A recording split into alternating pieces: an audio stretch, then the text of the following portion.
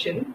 Welcome to the second episode of Aalamaram in season 4. So, the theme of the day is lessons learned from the pandemic. Obviously, we know the pandemic has thrown us a new normal of life in almost all the sectors. It has touched the almost all important parts of our life and changed certain things that the way we live, the way we usually do our work. So, we'll have the speakers to take up the topic. The first speaker of the day is Sathiyaseelan, and your topic is about health sector. So over to you, Sathiyaseelan.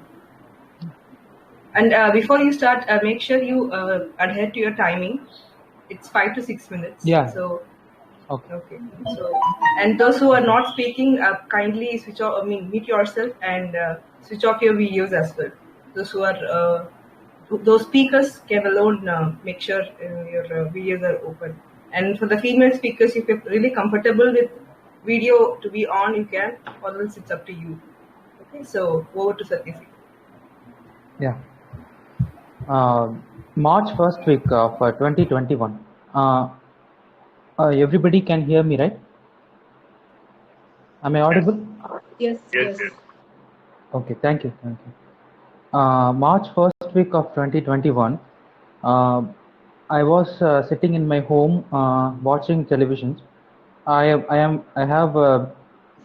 the first time in my life, I think I have seen leaders from PM to CM who are giving health advisories for people, like wear masks, maintain social distancing, that is up to 6 feet, maintain social distancing. Those things were really new to me. I immediately called my friend to share this thing. While I was calling, there was a recorded caller tune also saying the same things. That is, maintain social distance, wear mask. Your cooperation is needed for us as a country to overcome this pandemic. I was, for a brief period of time, very happy because at least we are learning something, or we are going somewhere in the health sector, which I thought was previously neglected, with a feeble amount of knowledge which I got while preparing for UPSC. I was very happy that time, because from the top notch of our governing systems to a grassroots level, we are concerned about the health sector, and we are giving some advisories to the people. I was happy until my own kin was admitted in government hospital for COVID, that too in a COVID ward, and that too I was an attendant for him in that COVID ward. On that time, the actual reality struck me. These are all that video thing, that caller tune thing. These are all good initiatives. I am not against that. I was very happy for that. But when I was facing that reality, that is, there was they are saying at least maintain 6 feet distance. But in the COVID ward, I was an attendant. I was forced, or I was allowed to sit along with the COVID patients in that ward. I was really shattered to notice those kind of things, because we are advising people to maintain 6 feet distance in normal circumstances. Then how could it be a thing that we are crammed in a single room, that is more than 20 COVID patients along with their attendants are sitting and having their meals at the same room? That was really, I was there as an attendant. I couldn't do anything about that. That was really a point where the reality struck me. And there are also some other experiences. I have not referred any compendiums for facts or anything for the speech. This is going to be the speech which is a joint test of my experiences and the lessons which I deem to be learned from my experiences. So that there may be hardly any facts, or there may be hardly any facts to authorize which I am saying. So I am starting it. I am dividing this lessons part into three aspects. That is, for personal level, and for the country level, and for the international level. These three lessons I thought could be learned from this pandemic when I rekindle my experience through the pandemic for the past few days. First of all, for the personal level, the first thing I got, I think the lesson to be learned is about the insurance, medical insurance. Medical insurance, many people, that too, I was also a person among them. During before the pandemic, I thought it was for the affluent people or it was for salaried class people. But the reality is, it is more than needed for people who are not salaried, more than needed for people who are not could not afford to spend paisa from their pockets. That I learned from the pandemic. So we have that corona coverage policy and all. Medical insurance is a very much needed thing, because our demographic dividend is our savior, is going to be our savior for the coming decades. So insurance, ensuring that demographic dividend against any health impact is very much important. That is the first lesson. And that I have also implemented my lesson in my family. I have subscribed corona coverage policy. My father is a government servant, so defaultly he is having medical health insurance policy. In my kith and kin, I have advised them, and I also got medical insurance policy for some of them. So that is my first lesson. And the second lesson is priority. We should give priorities to our healthy life. Other than that, we should have some physical activity. This may sound what philosophical thing, but it is a very valid lesson which I have learned from the pandemic.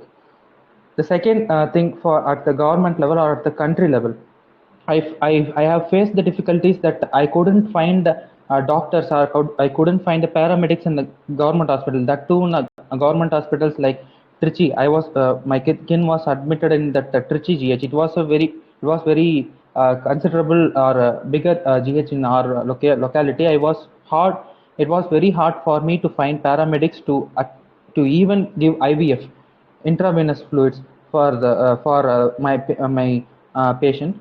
So that was the crunch for paramedics, or the persons available for treating. That is, trained personals available is very much low. That is asserted by the fact that we have only 1,000 doctors available for a population which should be cared by 1,410 doctors according to WHO. That is a serious lesson, that we have to ramp up our infrastructure facilities. Through that infrastructure facilities, we have to uh, match this manpower crunch. And then our spending in that health sector, I have noticed that that is the compounded annual growth rate of 13%. That too for salaries, and the capital acquisition or capital asset formation is very much less when compared to other sectors. That is the one point of concern. And a really positive tinge I have yeah, the real positive thing I have seen or noticed is the decentralized aspect. ASHA workers in my village have given very do have done very much a good job for the pregnant women. They have been taken care of. Those decentralized infrastructure should be taken care of very well in the forthcoming future, to avoid those mistakes from repeating. Finally, at the world level, we are not anymore. We are a protectionist world, that we cannot be so. We have our SDG 17 policy, that is partnership. With partnership alone, we can overcome these kind of health pandemics. That is evident from, that is the major lesson we have to learn from this pandemic, because health sector is not sector which is restricted or constricted by boundaries. It is uh, I remember one quote that not anyone is safe if everyone is not safe. That is the quote I want to remember here. That is a major lesson at the world arena, the world diaspora have to learn from this pandemic. So finally, we as a human are tend to make some mistakes, because inquiry is the major uh, part of our sixth sense. Because we have our sixth sense, we have to inquire. Part of that inquiry is mistakes. That mistakes can cause some pandemics like this, but we have to learn from those mistakes, and we cannot afford to repeat those mistakes, because we have our sixth sense. These are all the lessons I take think we have to learn from the pandemic. These are all some general things from my experience of the pandemic. Thank you for giving me this opportunity so that everyone here have a good evening. Thank you.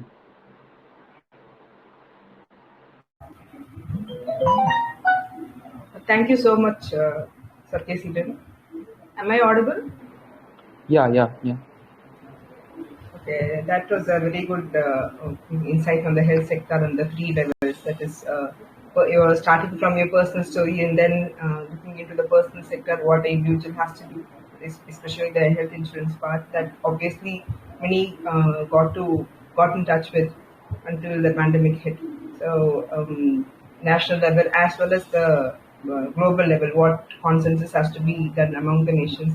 Good that you have quoted the SDG goal also. So it was a broader perspective on health at national, personal, and global level. So that is a way to go. So health sector is, I think, it is holistically covered by you with respect to the lessons learned from the pandemic. So over to the next speaker. We have the next speaker. It's Ba Madan. We have him over here, Madan. Yes, ma'am. Yeah. You can kindly switch on your video if it's okay for you, and all others can mute themselves and switch off the video. Okay, over to you. The stage is yours.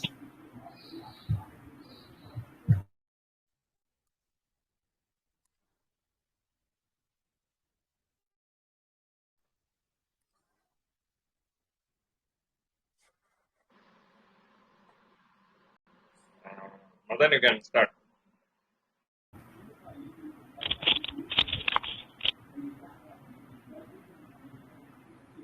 Madan. Yes ma'am கேக்குதுங்களா? கேக்குது. Video on பண்றீங்களா இல்ல? யா, carry on. எல்லாருக்கும் வணக்கம். என் பேர் வாமதன். எனக்கு கொடுக்கப்பட்ட தலைப்பு பார்த்தீங்கன்னா, பெருந்தொற்று காலகட்டத்தில் கல்வியில் நாம் கற்றுக்கொண்ட பாடங்கள். நம்ம 21ஆம் நூற்றாண்டுல தகவல் தொழில்நுட்பம் மிகப்பெரிய அளவுல பயனளிச்சிருக்கிறதுக்கு ஒரு எக்ஸாம்பிள் இது. ஏன்னா கல்வி பார்த்தீங்கன்னா வகுப்பறை பிளஸ் மாணவர்கள், ஆசிரியர்கள், இந்த ஒரு முக்கோணத்துலதான் நம்ம கல்வி அமைப்பு இருந்தது. அதை மிகப்பெரிய அளவுல மாற்றினது இந்த கோவிட் காலகட்டம் தான். அதை மாற்றி, அதாவது கல்வியை எங்கிருந்தாலும் நம்ம அனைவருக்கும் வழங்க முடியும். த்ரூ நெட்வொர்க், இணையவழி மூலமாக நம்ம கல்வியை அனைவருக்கும் சாத்தியப்படுத்த முடியும் அப்படிங்கிறத இந்த பெருந்தொற்று காலத்துல நம்ம அறிய முடிஞ்சது. அப்புறம் மாணவர்களுக்கு மிகப்பெரிய பயம் என்னன்னா, பள்ளிகளுக்கு செல்றது மிகப்பெரிய பயம். அந்த அந்த அந்த அந்த பயத்தை பெரும்பான்மையா குறைச்சிருக்கு, ஆனா முழுசா குறைக்கல. அந்த பயம் பிறகு எங்க வந்துச்சுன்னு கடைசியில சொல்றேன். அடுத்தது 19ஆம்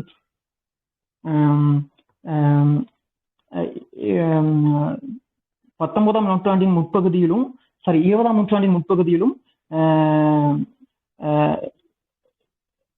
பாத்தீங்கன்னா அந்த காசநோய், அப்புறம்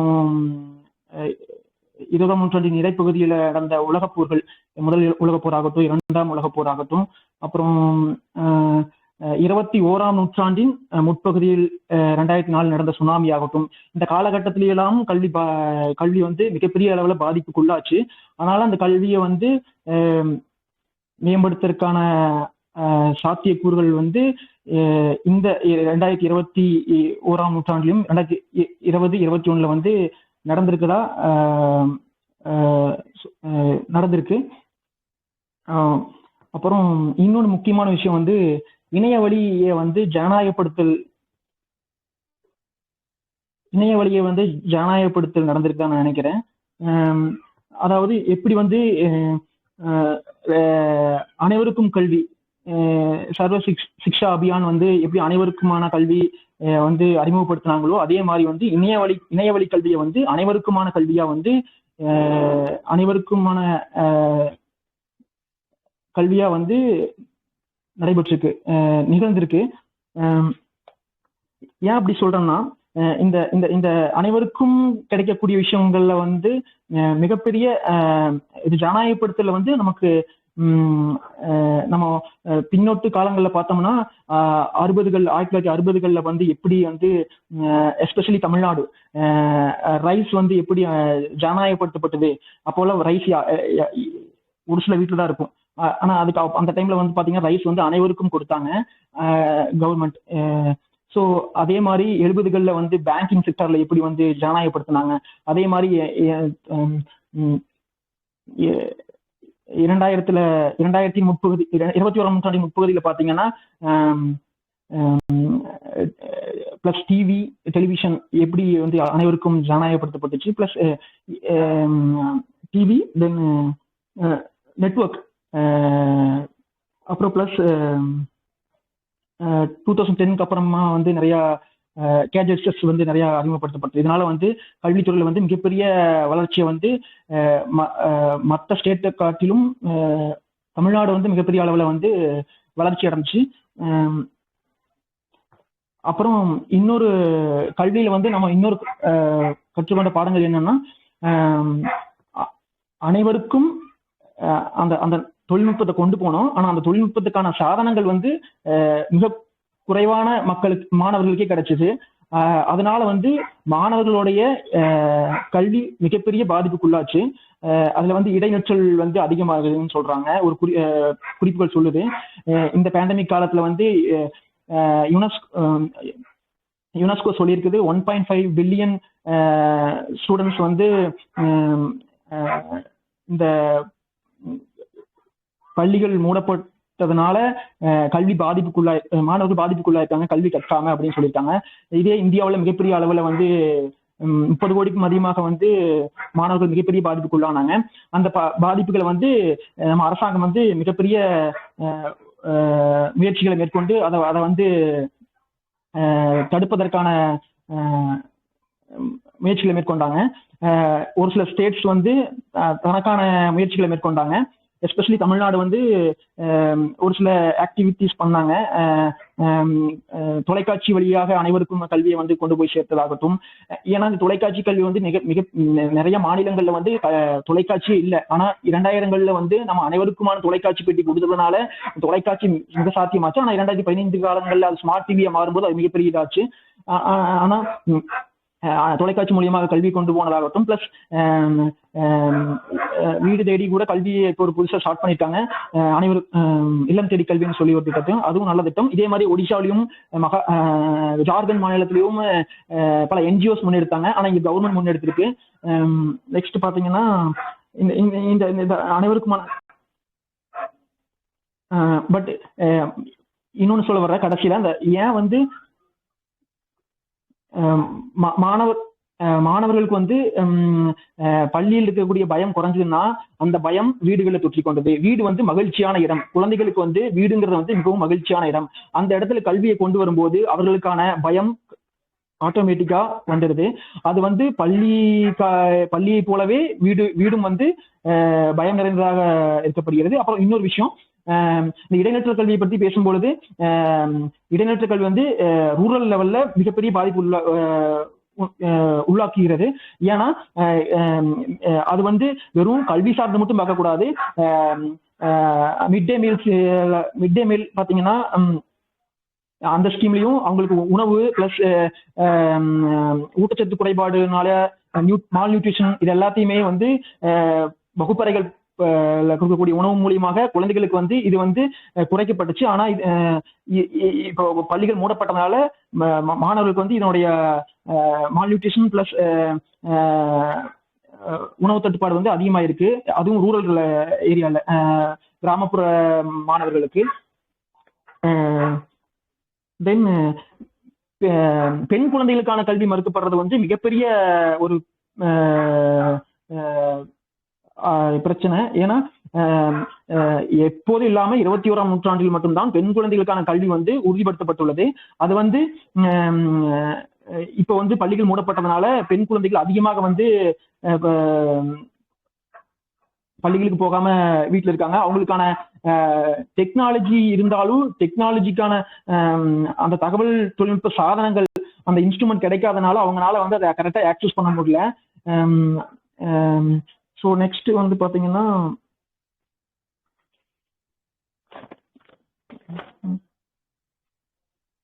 அப்புறம் இன்னொன்று சொல்லுவாங்க, ஒரு வாசகம், ஸ்கூல் வந்து last to close and first to open சொல்லுவாங்க.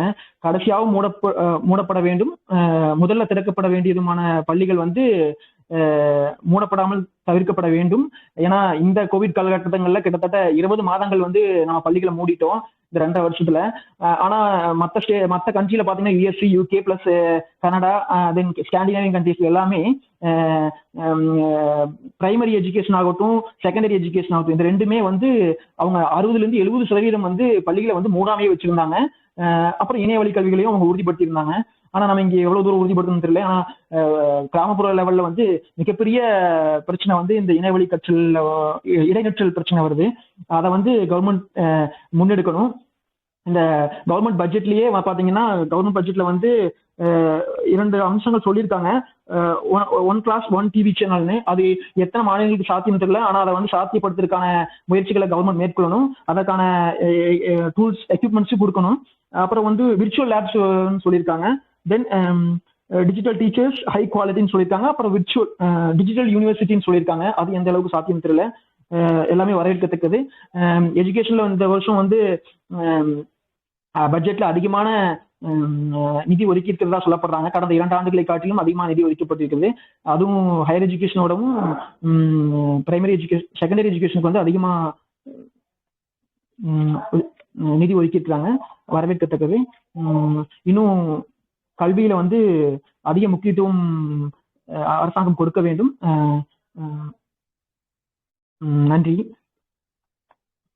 நன்றிண்ணா.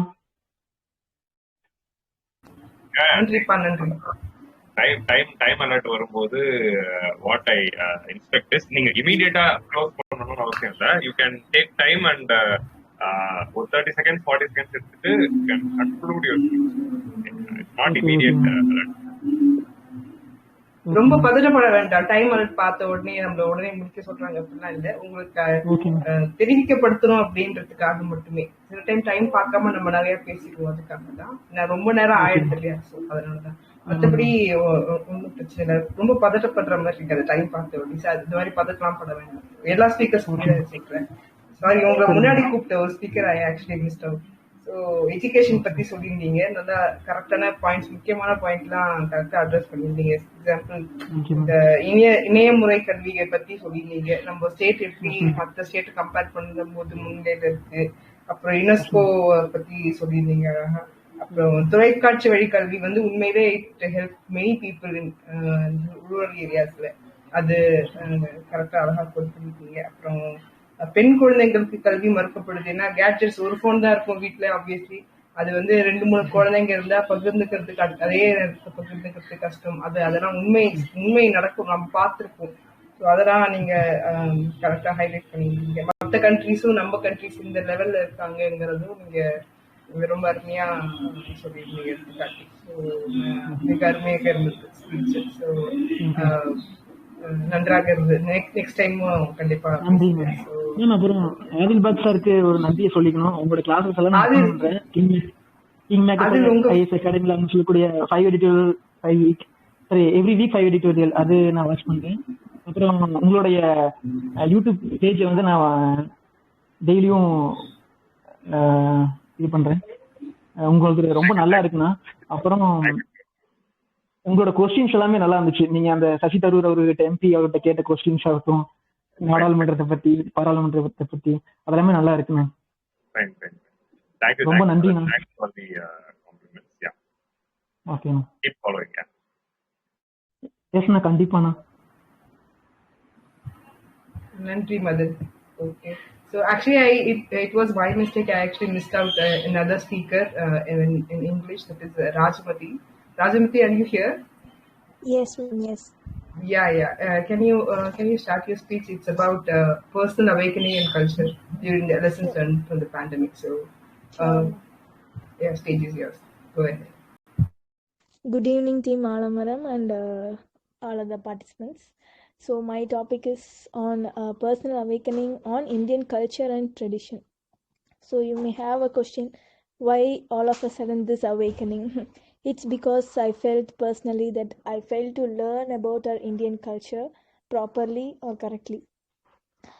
Why am I failed to learn? There are three reasons. Maybe my parents didn't teach me about our culture.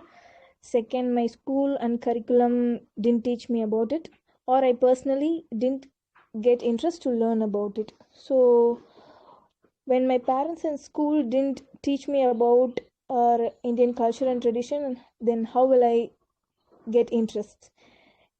Is that right? So all I learned in school was that India was invaded by Mughals, British, and many other Europeans. We were kept as slaves. Only the Europeans taught us education. They only gave us medicines. Our ancestors are barbarians. They don't know how to dress or whatnot.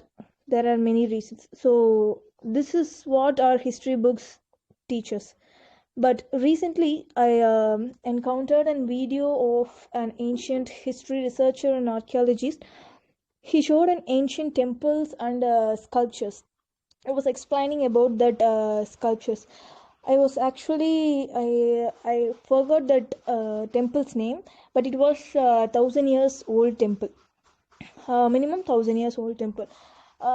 He showed a sculpture where a pregnant lady who was about to deliver was standing, and there are two nurses on her either side of that pregnant lady and a doctor nearby.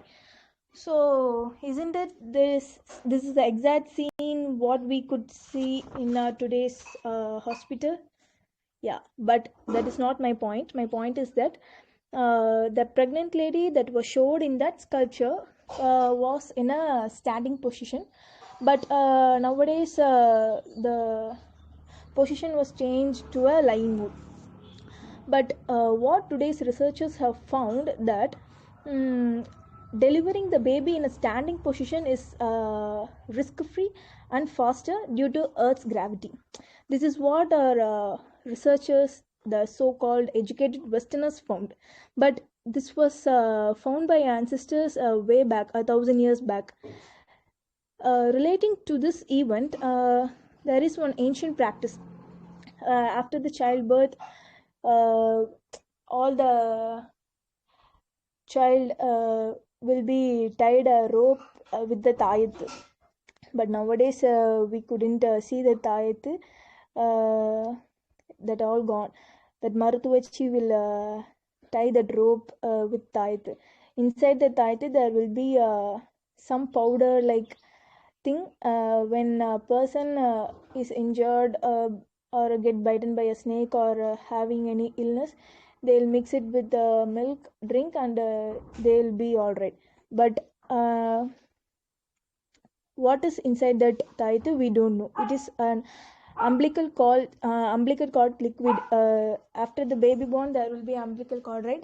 That liquid was saved by that Marthuvashi with special or secret ingredients she'll put inside the tayat and she'll tie it under the child's belly. So now we think ourselves as modern and neglect these things. But what today's doctor says, the stem cells from the umbilical cord fluid can save cancer and other blood-related diseases.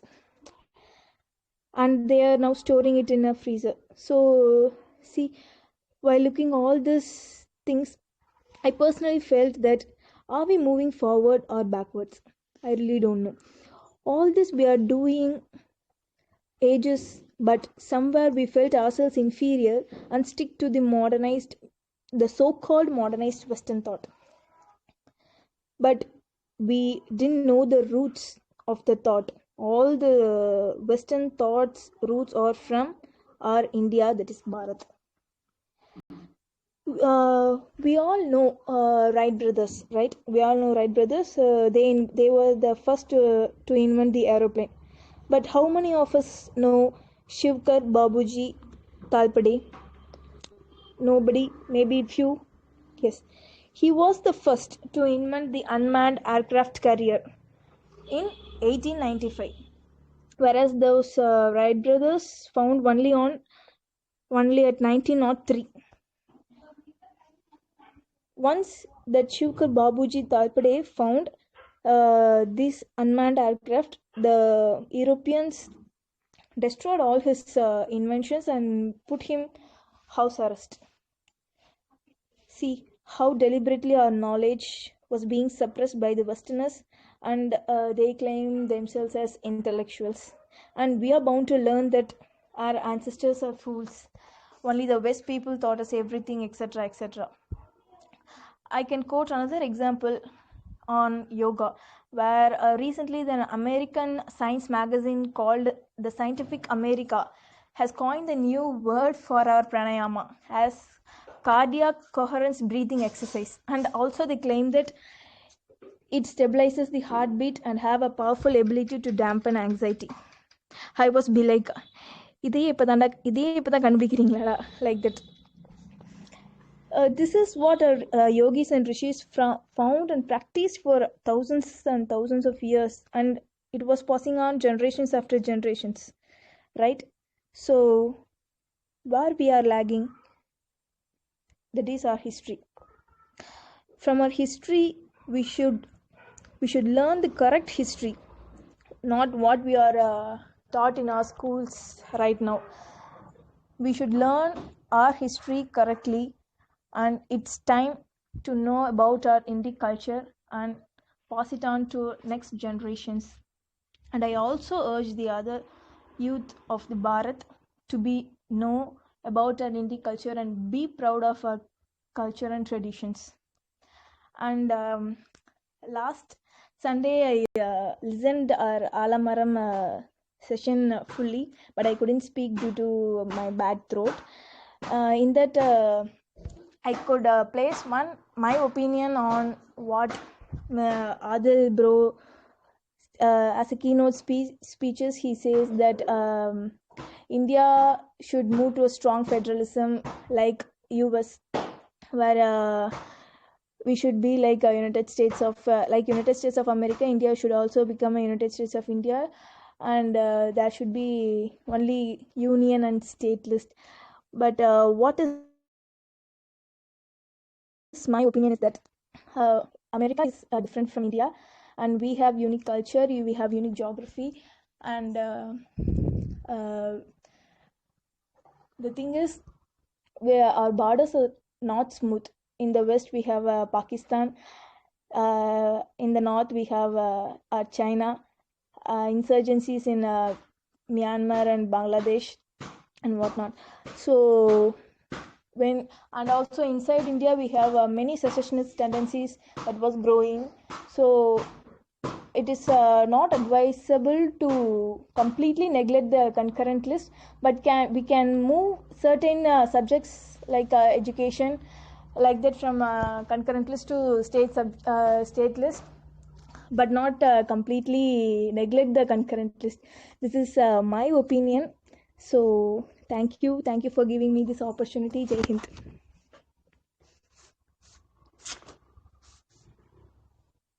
Thank you, Raajamathi. Am I audible? Yes, ma'am.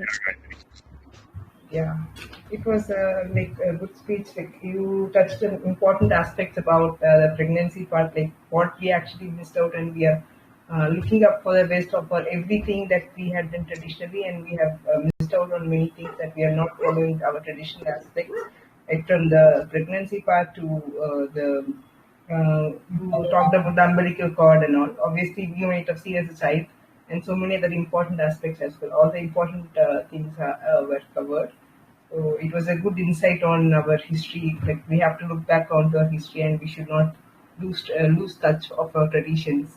There must be a reason for what we had been following as a tradition for so many centuries, obviously. So that was a very good insight into our past. So that was a good speech. So next we have who's our next speaker? Once again, our next speaker will be from the Tamil speech. We have Dr. Ravina on the topic governance and philosophical lessons learned during the pandemic. So over to Ravina. Ravina, இங்க பேசலாம் உங்களோட character. முடிஞ்சா உங்க video on பண்ணுங்க, so it will be good. So Okay, that ma'am. Okay. if you're okay with that, go ahead. So நீங்க பேசுங்க. Thank you. Can you hear, ma'am? கேக்குதுப்பா. Okay. Okay ma'am.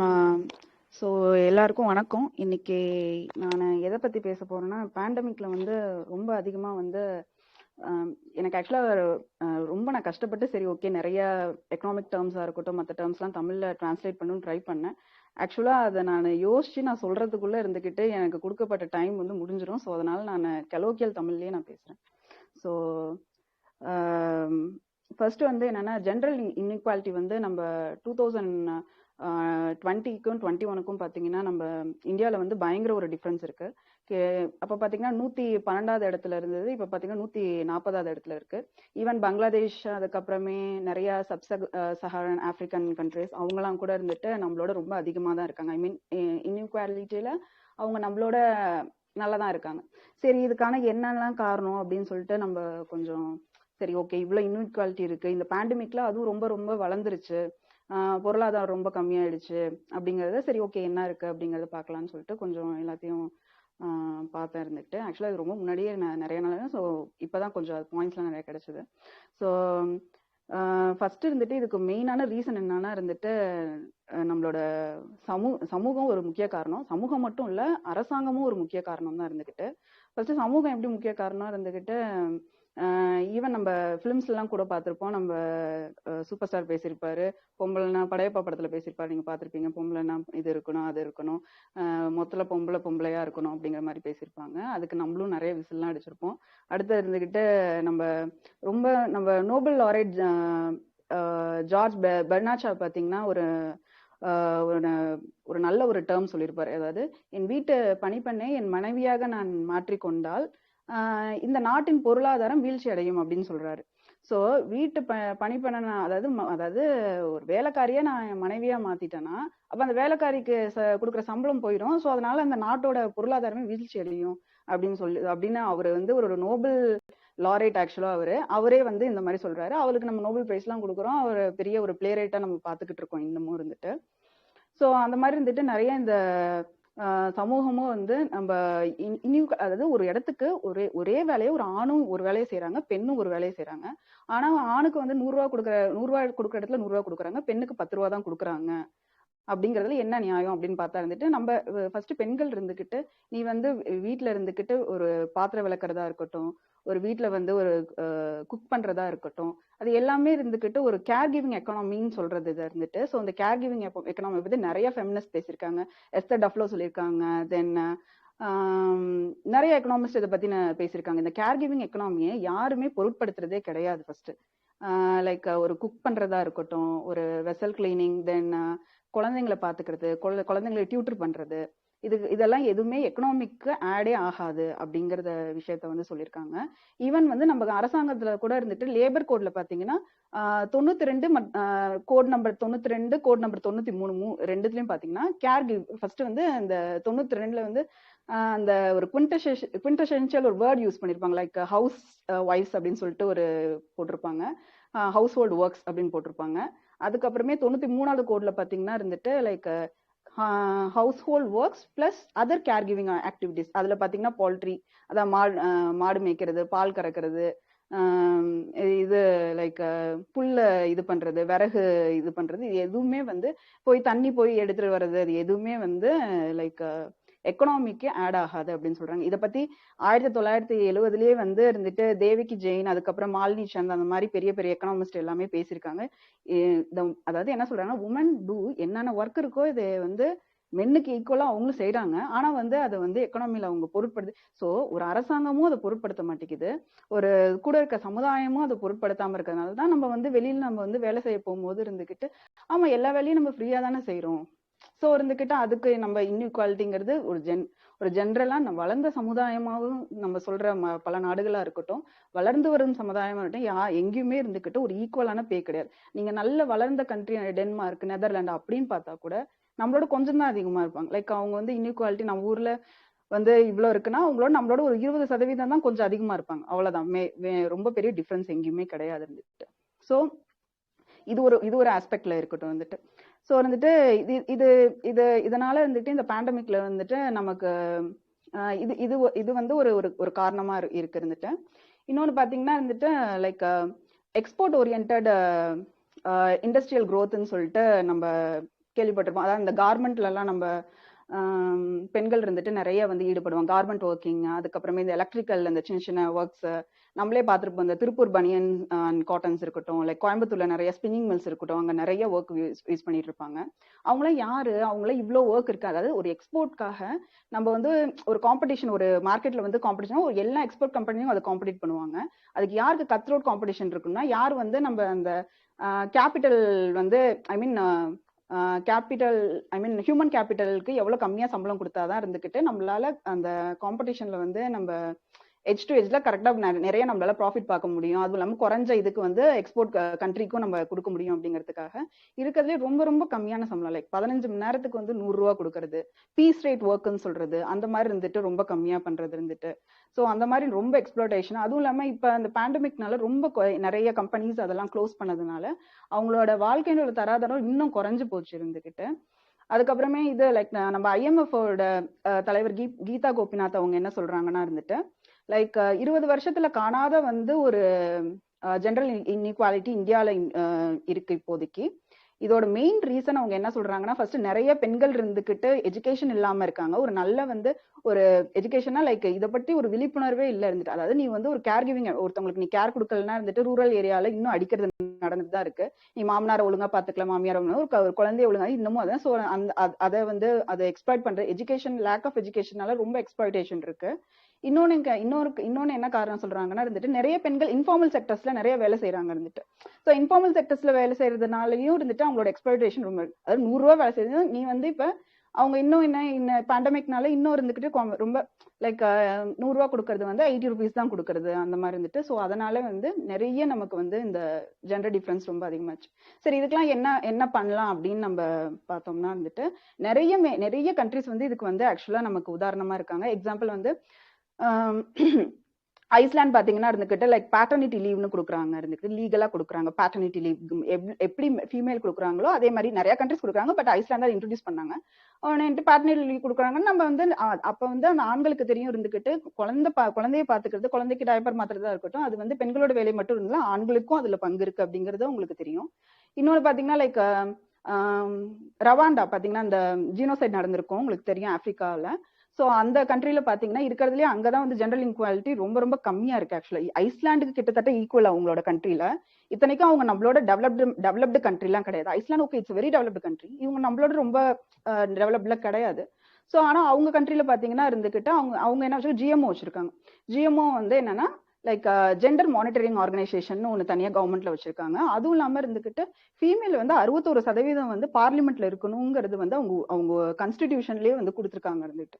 So அதே மாதிரி government இருந்துகிட்டு இந்த மாதிரி care giving sectors எல்லாம் வந்து இருந்துட்டு லைக் அது ஒரு செக்டரா மதிக்கணும் ஃபர்ஸ்ட். அதுக்குன்னு தனி பெண்களுக்கு நிறைய இருந்துகிட்டு எப்படி சொல்றது, அந்த மாதிரி இன்ஃபார்மல் செக்டர்ஸ்ல வேலை பார்க்குறவங்க அவங்களுக்குலாம் சேஃப்டி இன்சூரன்ஸ் அந்த மாதிரிலாம் நிறைய கொடுக்கணும். கொடுத்தா கண்டிப்பா அது வந்து கொஞ்சமாவது அந்த கண்ட்ரி அளவுக்குனாலும் நம்ம கொஞ்சமாவது அட்லீஸ்ட் ஒரு பங்களாதேஷ் அளவுக்குனாச்சும் நம்மளால வந்து ஒரு ரேங்க் வர முடியும் அப்படிங்கிறது என்னோட பாயிண்ட் ஆஃப். இங்க இருக்காங்க நிறைய பேர் நாளைக்கு ஒரு பெரிய ஆஃபீஸர் ஆகலாம், நிறைய ஒரு இதுவா இருக்கலாம். கண்டிப்பா இருந்துட்டு நீங்க உமனுக்காக கண்டிப்பா எந்த பாலிசினாலும் கொஞ்சம் பார்த்து செய்யுங்க இருந்துட்டு. நன்றி நன்றி, தேங்க்யூ. டாக்டர் ரவீனா, நீங்க டைம் அவுட் வந்து உடனே பதட்டப்பட வேண்டாம். ஸோ எல்லாருக்கும் சொல்றது, டைம் அவுட் வந்துருச்சு அப்படின்ட்டு பதட்டப்பட்டு உடனே பிரேக் போடணும்னு அவசியம் இல்லை. நீங்க முடிக்கணும்னு நினைச்ச மாதிரி முடிக்கலாம். இன்டிமேட் பண்றதுக்காக மட்டுமே அதை போடுறது, சரிங்களா? யாருனாலும் பதட்டப்பட வேண்டாம். ரொம்ப கஷ்டப்பட்டு பாயிண்ட்ஸ் எழுதி நல்ல பாயிண்ட்ஸ் இருந்திருக்கலாம். மேபி நீங்க பதட்டப்பட்டு முடிக்கிறதுனால அது நல்ல பாயிண்ட் வர முடியாம போயிடலாம் இல்லையா? பதட்டப்பட வேண்டாம். உங்க ஸ்பீச் ரொம்ப நல்லா கரெக்டா முக்கியமான பாயிண்ட் சொல்லியிருந்தீங்க. ஜெண்டர் பே கேப்லாம் சொல்லியிருந்தீங்க. அண்ட் கேர் கிவிங் எக்கானமி எவ்வளவு முக்கியம், அது வந்து எக்கானமில இன்க்ளூட் பண்ணாமலே இருக்கிறாங்க. நம்ம ஓவர்லுக்ட் இட் ரொம்ப வருஷத்துக்கு. அது ஒரு எக்கானமி, அது எவ்வளவு முக்கியமான விஷயம், அதுக்கு எந்த அளவுக்கு இம்பார்ட்டன்ஸ் கொடுக்கணும், அதுவும் கண்ட்ரி லைக் இந்தியா அப்படிங்கும் போது நீங்க அதை ரொம்ப அருமையா எடுத்து காட்டி சொல்லியிருந்தீங்க. இன்னும் பல தமிழ்நாட்டிலயுமே பல ஏரியால கிராமத்துலாம் வந்து பிற்படுத்தப்பட்ட மக்கள் எல்லாருமே கஷ்டப்பட்டுட்டு தான் இருக்காங்க. அப்புறம் முக்கியமா சொன்னீங்க இன்ஃபார்மல் எக்கானமி, அவங்க எல்லாமே ரொம்ப கஷ்டப்பட்டாங்க டியூரிங் த பேண்டமிக். அவங்களோட வேஜ் வந்து ரொம்ப கம்மியாயிடுச்சு, 180 இதெல்லாம் உண்மை, எல்லாருமே கண்டிப்பா பார்த்திருப்போம், அட்லீஸ்ட் ஒருத்தவங்க ஏதாவது இந்த மாதிரி பார்த்திருப்போம். ஸோ அதெல்லாம் ரொம்ப அழகா சொல்லியிருந்தீங்க, எஸ்தர் டஃப்லும் அழகா கோட் பண்ணியிருந்தீங்க. ஸோ ஒரு சில ரிவாண்டா கோட் பண்ணதுலாம் எனக்குமே எனக்கு அதை பத்தி நிஜமா தெரியாது. ஸோ 61% ரிசர்வேஷன் கொடுத்துருக்காங்க, இதெல்லாம் ரொம்ப நல்ல information for audience. So good, very nice on your topic. So I think we have yeah, thank you so much. So I think we have come to the end of the prepared speech part. So maybe we can open up a speaker for extempore. We can take one speaker for extempore on the current theme, lessons learned from the pandemic. If anybody is willing to speak, Tamil la pesnalum okay, English la pesnalum okay, 1 or 2 minutes நீங்க prepared speech நான் பேர் கொடுக்க மறந்துட்டேன், நான் இப்பதான் attend பண்றேன்னா நீங்க பேசலாம். Can take this chance. Tamilnadu பரவாயில்ல, இங்கிலீஷ்னாலும் பரவாயில்ல. Anybody is interested can unmute themselves and speak. Extempore opportunity. ஏன்னா வந்து ஒரு 2 minutes we can speak. 2 minutesல வந்து whatever you want to share, அதாவது இந்த ரிலேட்டட் டாபிக்ல நீங்க என்ன சொல்லணும்னு நினைக்கிறீங்களோ அதை வந்து 2 minutesக்குள்ள now ஒரு எக்ஸ்டெம்போரா லைக் ஒரு ஃப்ளோல you can speak. So don't be reluctant. இந்த மாதிரி வந்து அந்த ரிலக்டன்ஸை ஓவர் கம் பண்ணதான் இந்த பிளாட்ஃபார்மே. This platform UPSC current affairs notes எடுக்கிறத விட, டாபிக்ஸ்க்கு பாயிண்ட் தெரிஞ்சுக்கிறத விட ஸ்பீக்கிங் ஓபன் அப் பண்றதுக்கு தான். So ask, so Sandy is trying to speak. Yes Sandy. Actually, so I'm basically I'm not able to understand what you said because it was completely in Tamil. So if you can translate that in English so that I can understand. What I was telling is, so this is the time to express yourself. So this Aalamaram platform started to improve the public speaking skills rather than providing some points for the mains answer rating or opinion for UPSC. You will get it in any UPSC website. But this platform is mainly for expressing yourself. To overcome the reluctance, and I request 1 or 2 speakers to come and give an extempore speech on the topic related to pandemic. Lessons you learned. Okay. Hello, sir. Hello, ma'am. Yeah, hi. This was really a tough time. Past 2 years has been very much tough for us. It's just like, I guess, from past March 2019, if I remember, it was like we are into it. And there's a saying that tough time makes us stronger. So that's what we have learned as I was listening to the previous speakers, since I'm from the North India. I could not understand 2 speakers who were in Tamil, but I can really understand one feeling that it's from Kashmir to Kanyakumari, not just the India, like entire world has faced that. We have came across all the things. What personally I believe, the first speaker was mentioning about the insurance policies.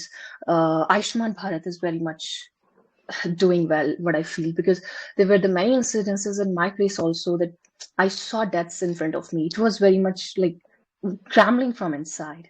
So as I said, tough time makes us stronger, and it's up to us also, like what is thrown to us, and when the worst time comes to us, if the wind is moving faster, what are we going to? Are we going to blow with that wind, or are we going to harness that wind and make electricity or consume that power? What I have feel, India has came out through this epidemic so brilliantly. If we come to a diplomatic aspect, we have passed the medicines to more than 100 countries. Socially, I feel one of the speaker, like Madam was speaking about it, socially, since our culture is not that very much, history has been very much invaded by the invaders, actually. She was very much right. It's like we have to revive our history, not just about the epidemic, not just about the social, political, every aspect have to be revived. History have to be written.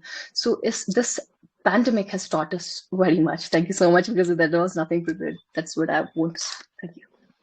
Yeah, thank you, Sandy. Like, thanks for joining, and thanks for participating in it. So, one question is how you came to know about this initiative, and when did you join? Like, all of us are from South India here, like, so that's why intriguing question. Actually, one of my friend is going to speak like after me, I guess, Shumani Kandan. So okay. He was like, I was here to just see. That's okay, it. But it was good. Yeah, you guys are doing so well. congratulate. Appreciate it. Yeah. Yeah, thank you, Sandy. Thank you for Actually, speaking. thank you so much for participating in. So, like, it's extempore. So, good that you roped in. And welcome to everyone. Vanakkam. So, good that you roped in yourself and made sure your presence is felt by us. So, it's really heartwarming for us as well. So, Thank you so much. Thank you so much. Yeah, hope you take up other prepared speeches in that. Sure. Like next time I'm going to participate. Like I'll see. Yeah, fine. We are welcoming so much. It's open for Thank everybody. you so much, ma'am. Yeah, fine. Thank you. So, shall we go in for the debate? The keynote speaker, like Adil. Yeah. Like anyone else who wants to speak in the expo will open for two of speakers. Yeah, sure. Extempore, இன்னும் யாராவது try பண்றதுக்கு ரெடியா இருந்தீங்கன்னா you can give it a try because we may take one more extempore also. So on the topic, தமிழ்னாலும் பரவாயில்ல, இங்கிலீஷ்னாலும் பரவாயில்ல. So யாராவது try பண்றீங்கன்னா try பண்ணுங்க. It can be on any topic. நீங்க இப்ப நிறைய பேர் பேசியிருப்பாங்க, அதுல தான் பேசணும். உங்களுக்கு வேற ஏதாவது ஐடியா இருந்தாலும் you can come up and share.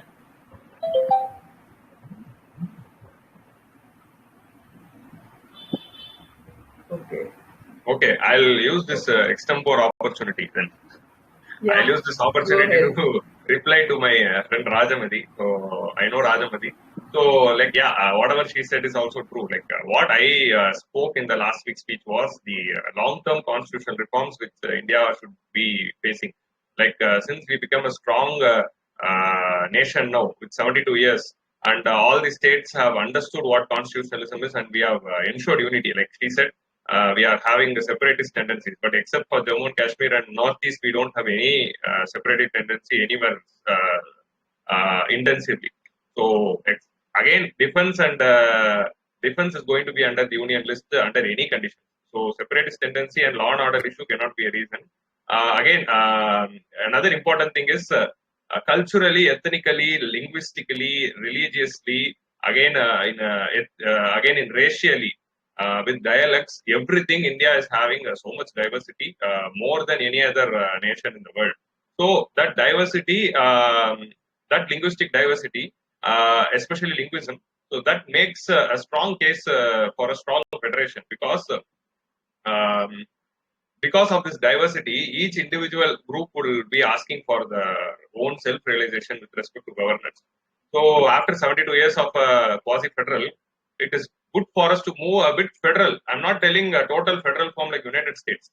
It can be a federal form with a lot of concurrent list subjects moving into the state list. So that is what the point which I was mentioning, and it is a long-term goal. What I said was that 100th year will become at least like a strong federation like United States. So still in Amrit Kal.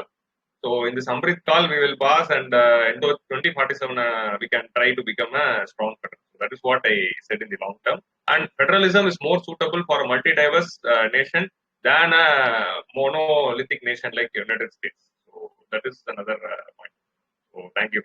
So our keynote speaker for the day, Mr. Aalamaram, who is an assistant commandant, he is yet to join. Actually, he used to he was to join at 6:30. Like he had some roll call in his training institute, so training academy. So that's why he joined the roll call, and he said that he will join after 7 p.m. So now we'll start the debate, and I'll ask our keynote speaker to join after the debate. So over to Gayatri to continue with the debate. Am I audible? Okay. Yeah, we'll go ahead with the debate. Yeah. We'll go ahead with the debate. The debate for the day is, should we allow further privatization? And we have our first speaker, Sri Manigandan. So whichever language you're comfortable with, you can go ahead with the debate. So over to Manigandan. If possible, switch on the camera so that it will be easy for you and us. Thanks. Good evening. Just please confirm that if I am audible and visible. Yeah. You are visible and audible. Go ahead. Okay. Thank you. So first of all, I would like to start by thanking Aalamaram for this opportunity and Mr. Adil for giving me the opportunity to talk in this platform.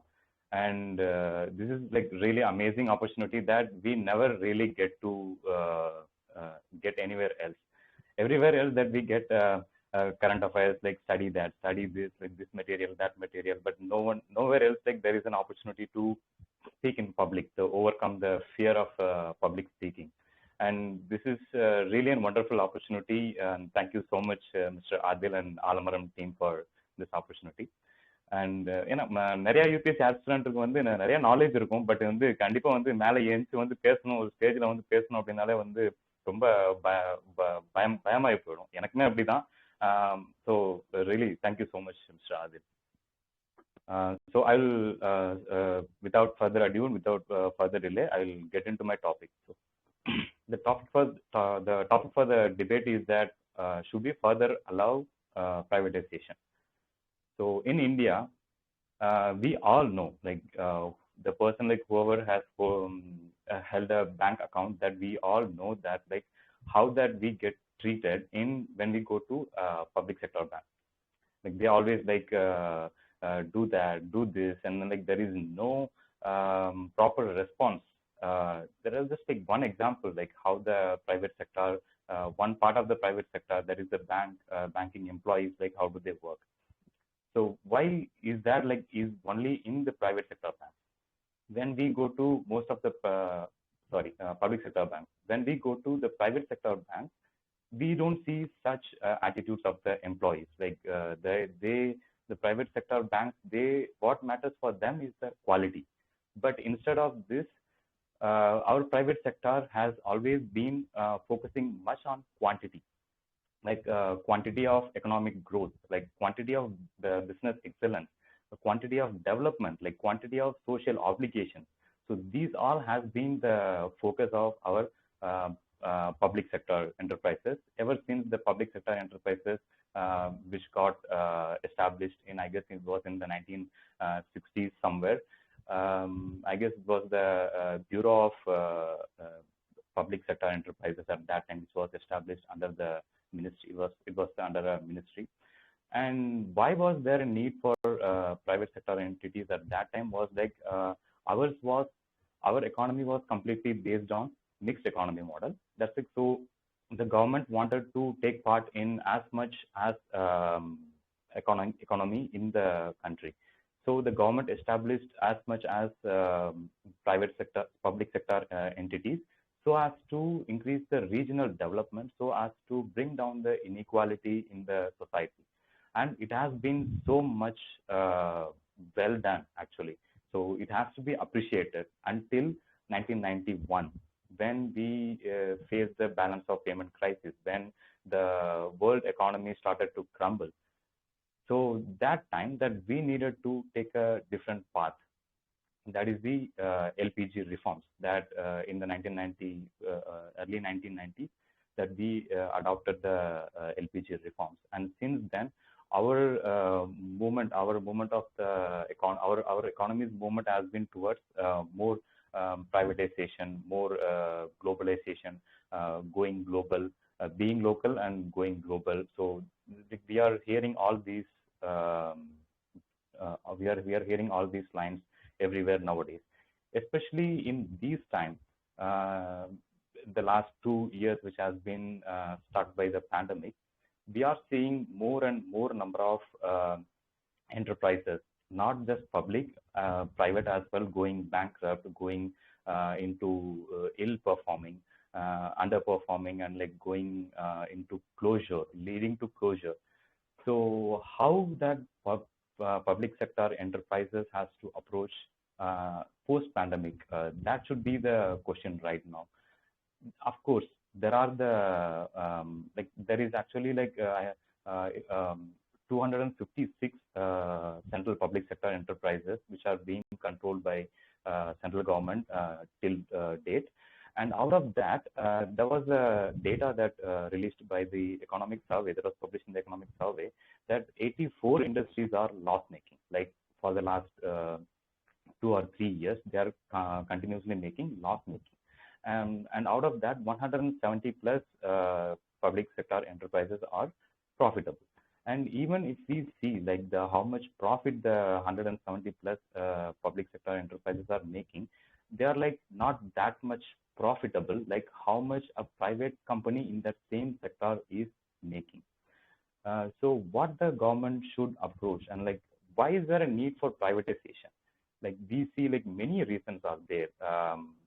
We see in the private public sector enterprises, we see many bureaucrats being appointed as MDs, CEOs, who have like not much of the market knowledge, who have not much of the technological knowledge to operate and manage that entity, but still they are getting appointed for their position as a generalist. So we see like we always get called like people who become the IAS officers. So they are all generalists, and they can take up any part of any role in the administrative system. But still, this should reduce actually. So that is also one more reason for like why it should be like privatized. And other major reasons like why there is a need for privatization is that like financial crunch. Like we see like the financial struggle of the public sector entities. It's too much. Like the government is putting more and more money just to keep the public sector entity afloat, like just to keep them without getting sunk or without going bankrupt. So that is taking a lot of money from the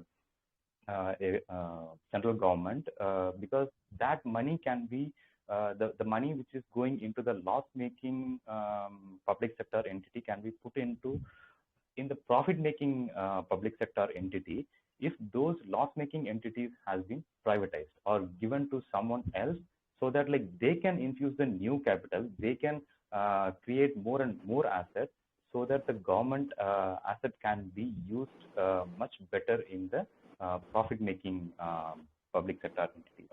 And I'd like to proceed next towards what are the merits of this investment. So first thing, it reduces the burden on the government. Like the government already has a lot of jobs. Like the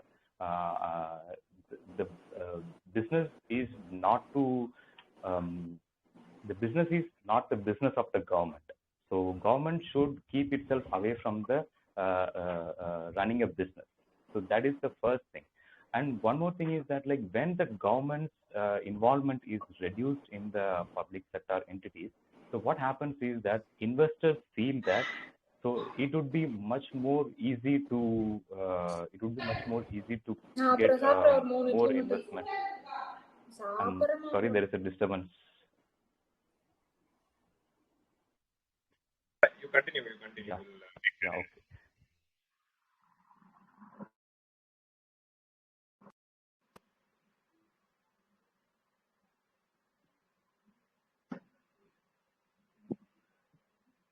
Manikandan, are you there? I think so. Your connection got disrupted.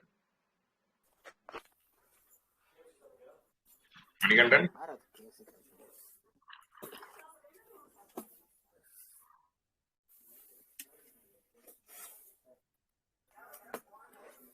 Yeah, I think he's not there. Maybe some problem. No. Actually, I'm here. Am I here?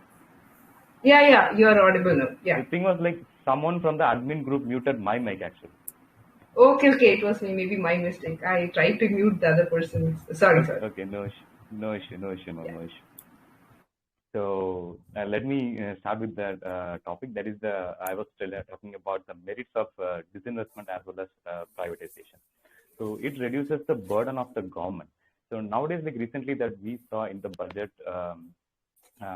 document that our finance minister has said that our fiscal deficit is going to be, it was last year, it was like 6.9, and this year it's going to be somewhere around 6.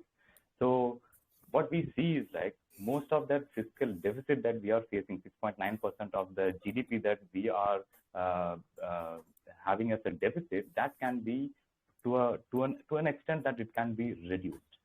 And one more example that I would like to quote is like recently, like 2 years ago, there was the announcement of Bharat Petroleum's disinvestment. So when that news came, so what happened was the share prices of the Bharat Petroleum, it increased. So why did it increase? So when we say when something is like when public sector entity is going for disinvestment, so what is the need for it to the price of the shares of that Bharat Petroleum to get increased? because the investors are thinking that it would reduce the government involvement so that it would ease up their profit making.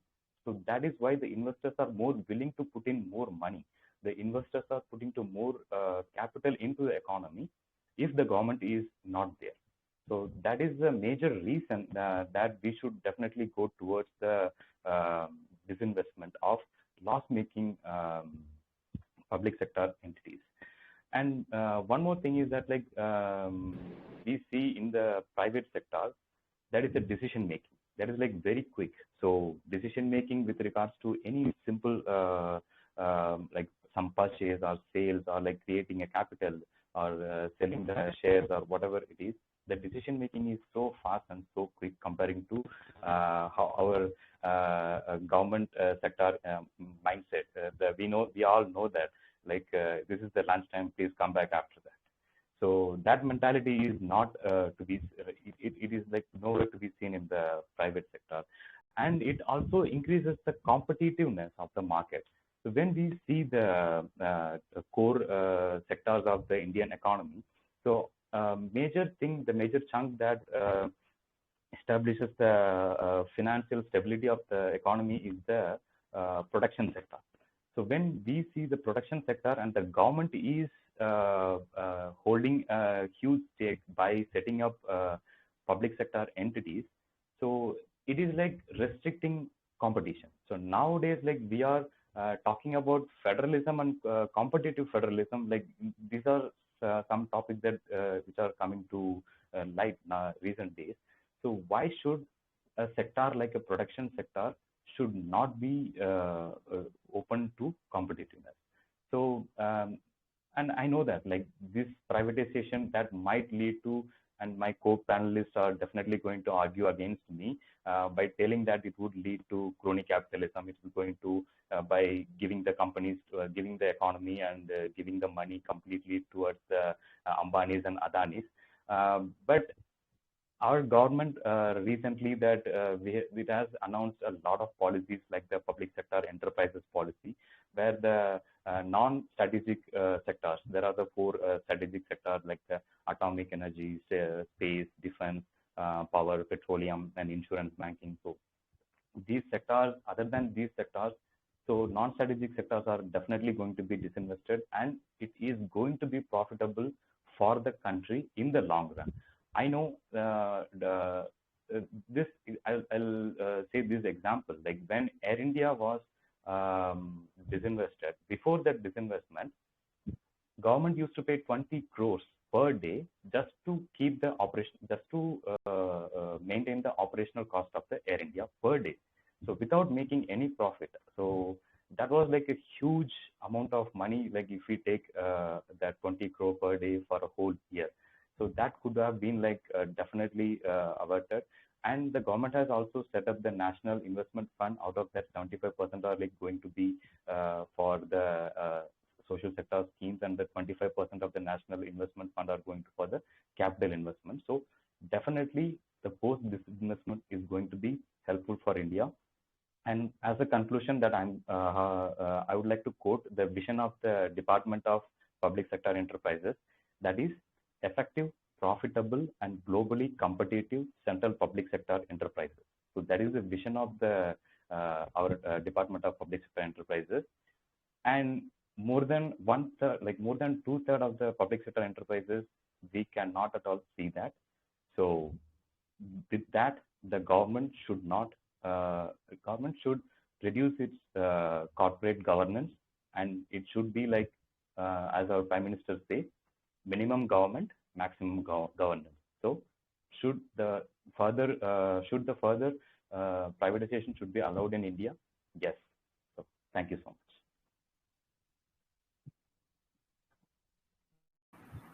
Okay, so we had heard about we should allow privatization from Sri Manikandan. So he gave gave important topics, and he had opened up the debate for the next speaker. We have Aravind Sami to talk against the privatization. We should not allow for privatization. Let's hear it from Manikandan. Sorry, Aravind Sami. Yeah, over to Aravind Sami. Yes, yes, thanks. Okay. So today, first of all, very good evening to 1.5% in this Aalamaram session. So before getting into my topic, like why there shouldn't be a further privatization course, I just want to talk about some things like why government is pushing for this particular this new era of privatization for the last for 4 to 5 years.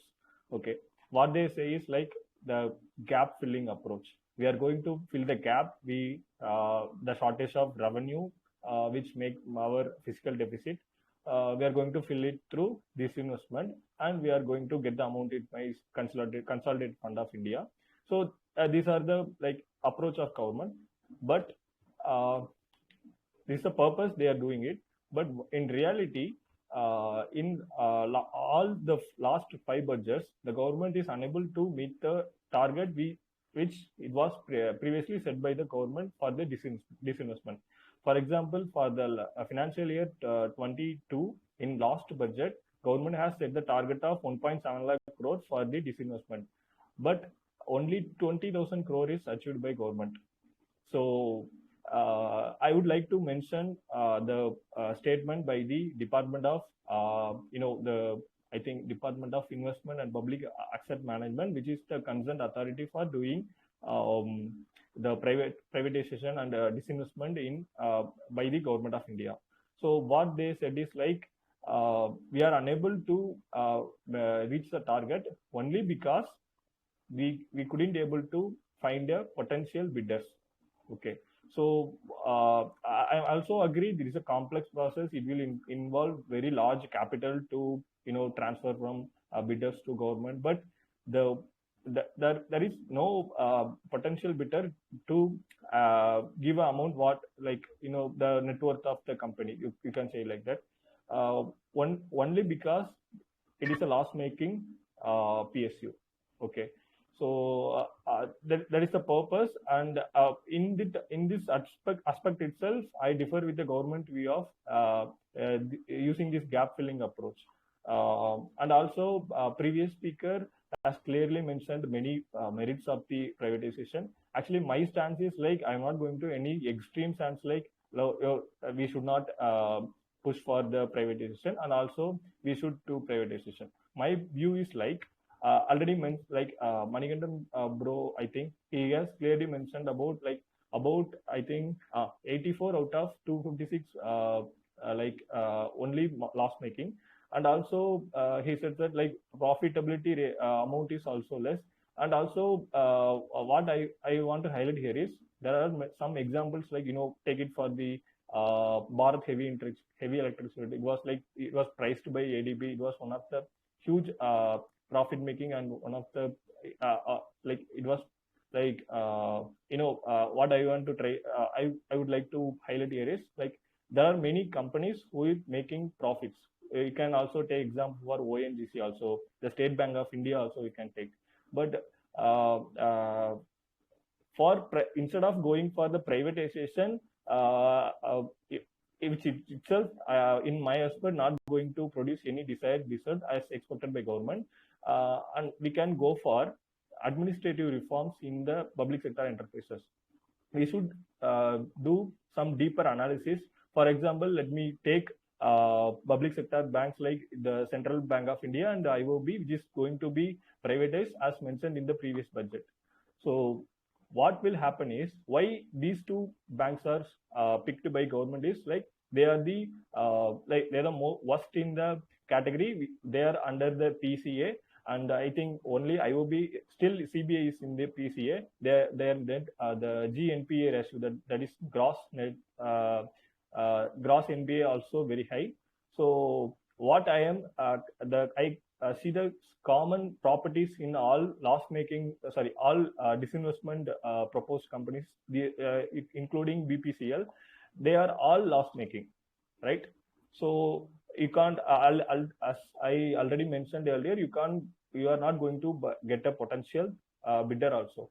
So coming back to the topic, like about these two public sector banks, and when I started searching about why these banks are failing against the private sector banks, there is like, the main aspect is there is no, if there is no incentives, and also there is no punishment. What I mean is, if you don't do the work, you won't get any penalty. And also, if you do your work in a great manner, also you are not going to get any incentives. This is a huge difference between private sector bank and public sector bank. You can also take it like a private sector and public sector enterprise. So in this aspect, government has to work, and also government has to give some extra power to RBI. Actually, in terms of banking sector, RBI has more power to regulate private sector banks only. In regarding public sector bank, RBI has some only less powers. So there should be regulations like, I'm not talking about the lower level employees working in a branch. You can, like, for example, you can take the chief manager of the particular bank. You can, for example, you can you can fire, or you can take some actions against the bank managers. Why I am saying like this is, these banks are not like the retail customers, like maybe you can, for the small vendors, take me also a student taking education loans. These not NPAs are not proportionally higher.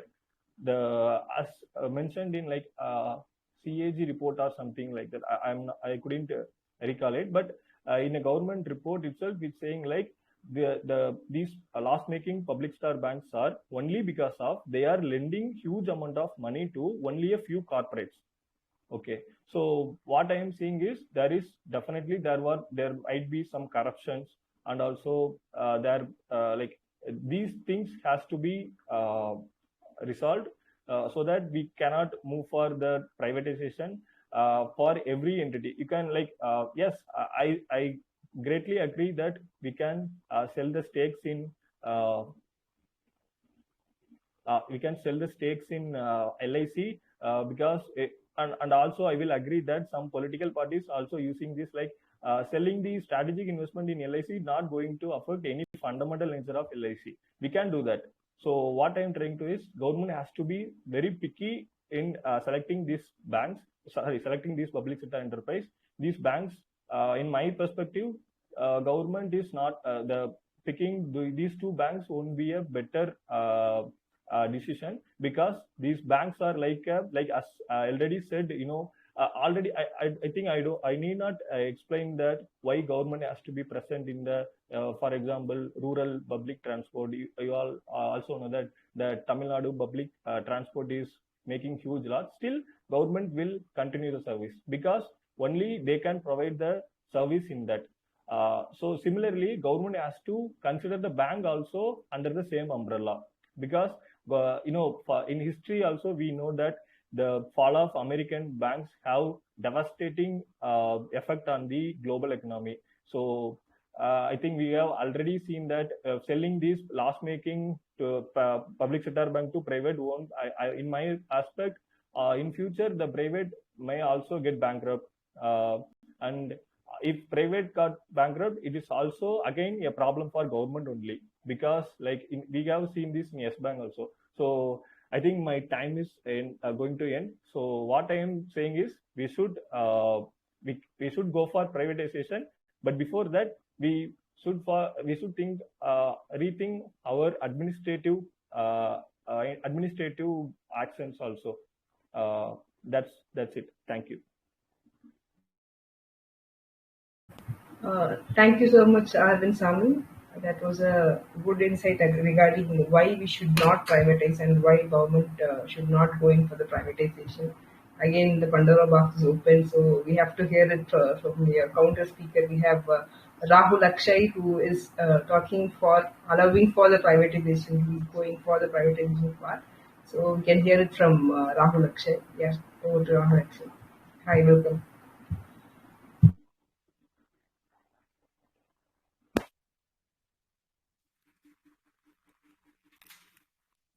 Rahul Akshay, unmute yourself. Rahul Akshay, unmute yourself. Start by this. So first of all, I just want to Sorry, sorry, your voice is not clearly audible. It is muffled. Replug your headphones. That will be.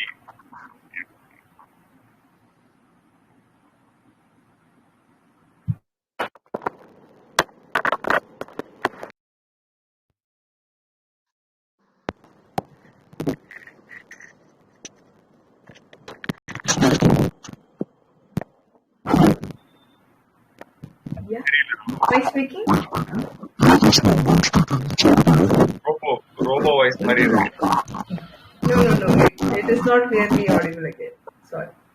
Mic இல்லாம பேசு. Like Rahul, remove the speaker and speak. You can join over the phone also.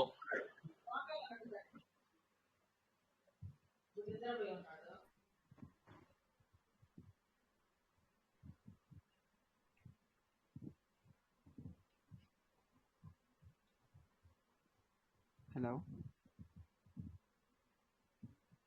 Yeah.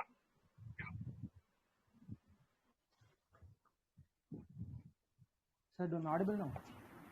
Yeah, you're audible. Yes, ma'am.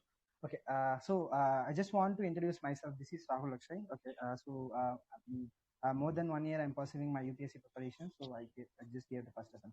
So before going to my topic, like I just want to thank exclusive for the Adil sir and for this exclusive initiatives as well. So yeah, privatization. So in the context of privatization, I just want to critically comment in the UPSC contest.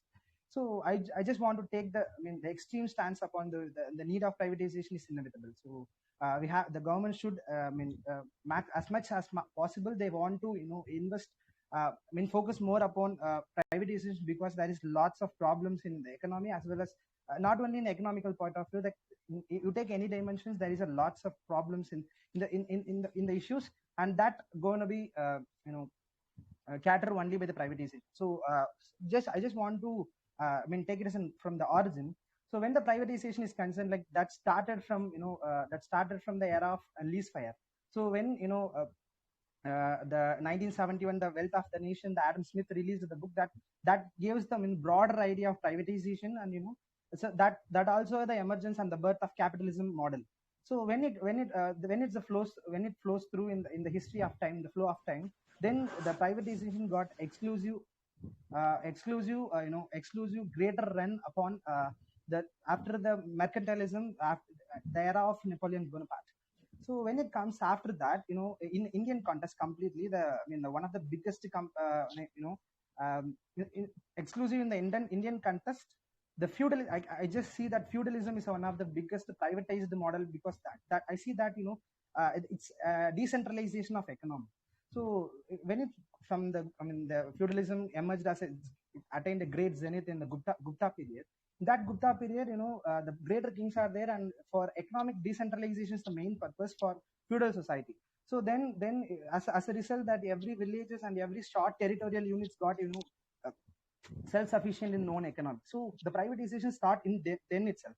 So presently, so there is, when it comes after the independence, post-independence model, the privatization starts from partially it's officially opened after 1991 LPG reforms. Before that itself, the 6th Financial Commission of Indira Gandhi released the 6th Financial Commission, that that exclusive named as Garibi Hatao, that gives the clear outcut of privatization. So the privatization start then and there itself, and FDI, the proportion of FDI into the into the GDP is also increased. So followed by that, after the death of Indira Gandhi, the greater run of privatization happens in his son, Rajiv Gandhi's period. So when the privatization officially declared that after the LPG reforms, so I just want to compare that after privatization and post privatization. So there is lots of change upon post privatization and pre privatization. So I just want to quote in the generalistic point of view rather than seeing lots of data and delivering lots of speeches. So how the privatization impacts in the layman term, and how it's for generalistic person and the layman term, there is lots of impacts of privatization. For example, I just want to quote in the social view. I mean, for example, in the real time, my father can't able to afford of chicken and I mean the so-called flourished foods daily in my life. So, but I am eating daily dosa and chicken, eggs every day. So, if privatization is not in the path of our Indian economy, not only in Indian economy, all over the world, privatization is not a part and parcel of our life. Then do the poorest kids can't expect the daily eggs in their own life. So private is a great player. You can't able to evade the private from present economy itself. So private is deep rooted into society. So government, I mean, as far the state is concerned, government is one of the stakeholder. So government is one of the stakeholder, and as far the economy is concerned, private is a major stakeholder. As a result, 90% of GDP is contributed by private players rather than only government's PSUs, and even the government's properties contributing only 10% of GDP. This year 2022 economic survey delivered that.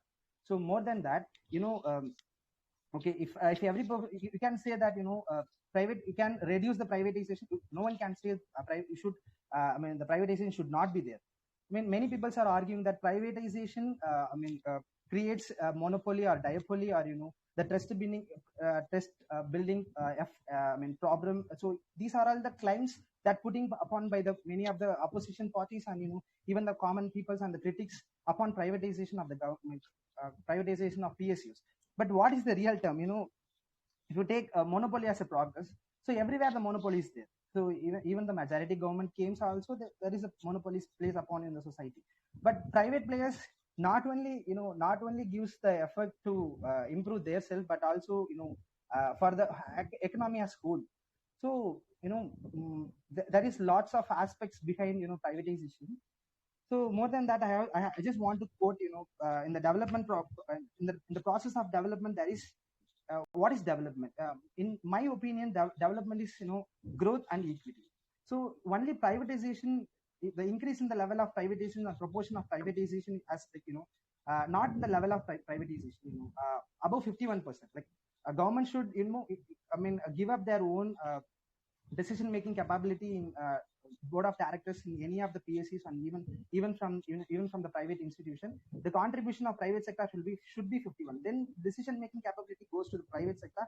Then the concerns of efficiency and whatever the mismanagement, whatever the problems you face upon PSC will be evaded completely. So yeah, I mean, the claims upon the privatization is also concerned. Yeah, I accept that point. But as far the claims is concerned, we just want to remember that we are in the era of a complete artificial intelligence and the great surveillance. So government has the ability to surveillance all the private institutions for sure 100%. Because when we speak about big data, artificial intelligence, the data analyst all can assess. I just want to put that Pegasus is also one of the surveillance process that the government can surveillance even all the persons in the country. So that is one of the examples. So where the private is going to miss. So without giving the lots of negativeness upon privatization, the government should initiate, like, yeah, the Honorable Prime Minister itself said there is less government and more governance process should be awarded to increase the economy of the country. So the privatization is whatever you are speaking, that welfare of the society, corruption, welfare of the society, monopoly, and trust building efforts. Only the profit of the lots of profits are going to be hold in the only single small limited packets. So these are all the problems you can claim upon the privatization.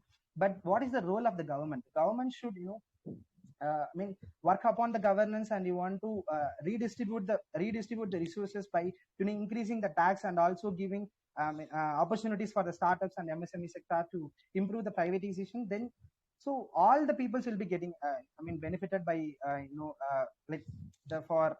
in the way of employment, in the way of probably all, as Miss Ravina quoted that there is also a gender issues. So gender issues itself also, just compare that how the participation of women in private sector and public sector. So that's going to be a real time effort.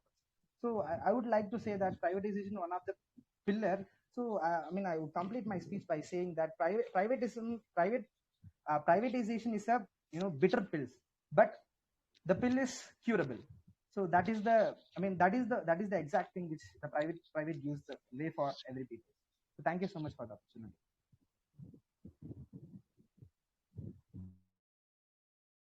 Very wonderful speech. Like you touched upon all important points that has to be addressed. So again, the table is open for our speaker. That is S. Preeta, I suppose. Is she here, Preeta?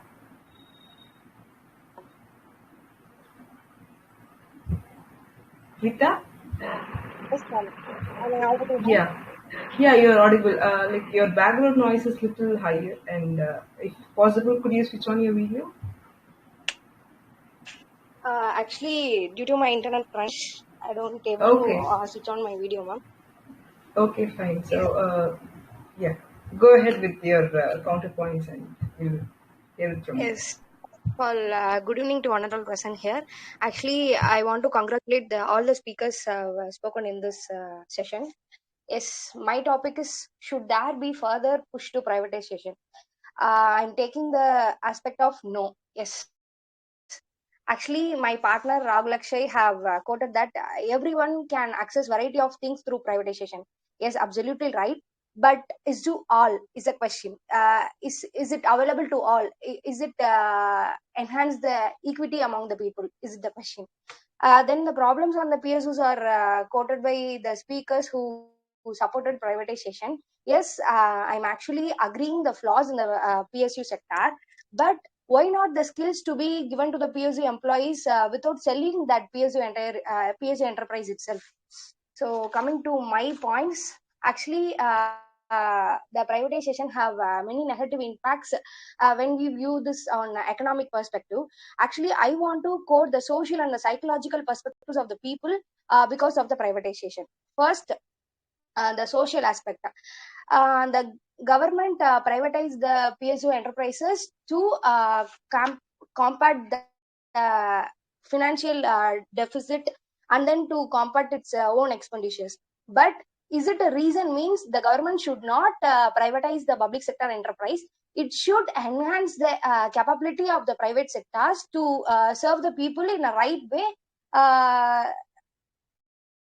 to avoid the poverty, to avoid the unemployment and the hunger. If you are seeing the ease of doing business of our country, our rank is 63rd. But when we seeing the Human Development Index or Global Hunger Index, we are in the position of 101, 131st position.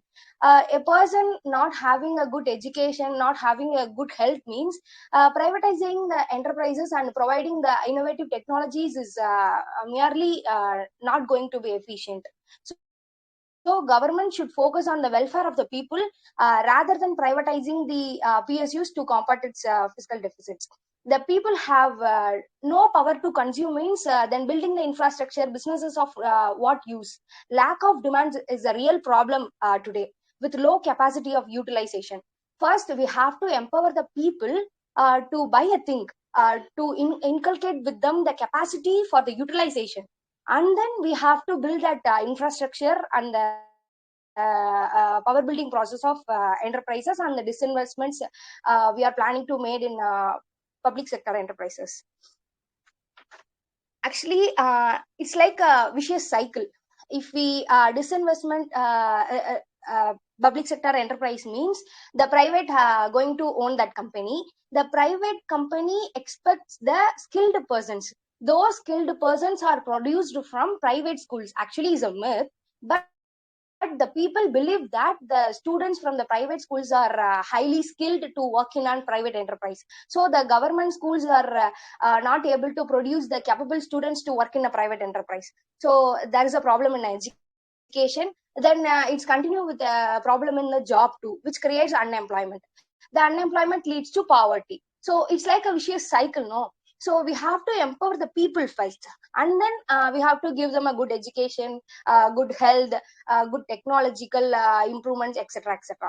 Okay. Uh, Likewise, the physiological perspective.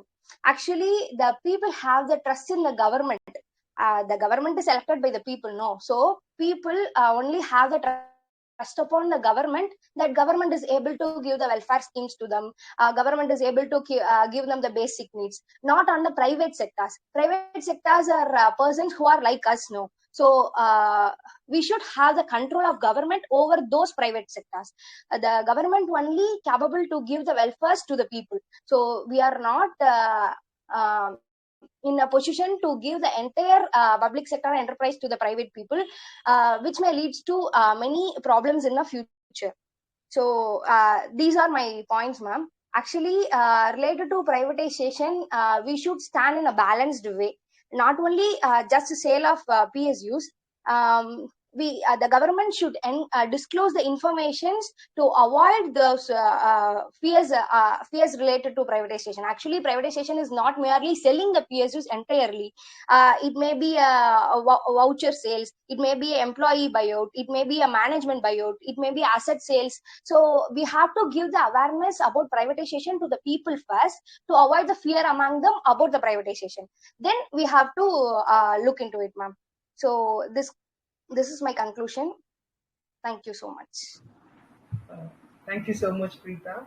So, that was a very good counterpoint for the speakers who all argued against your stand. So, we have our Aalamaram co-founder Sri Charan to give a concluding statement for the debate part. So, which stand does Sri Charan takes? It's up to you. Yeah, Charan, go ahead. Thank you.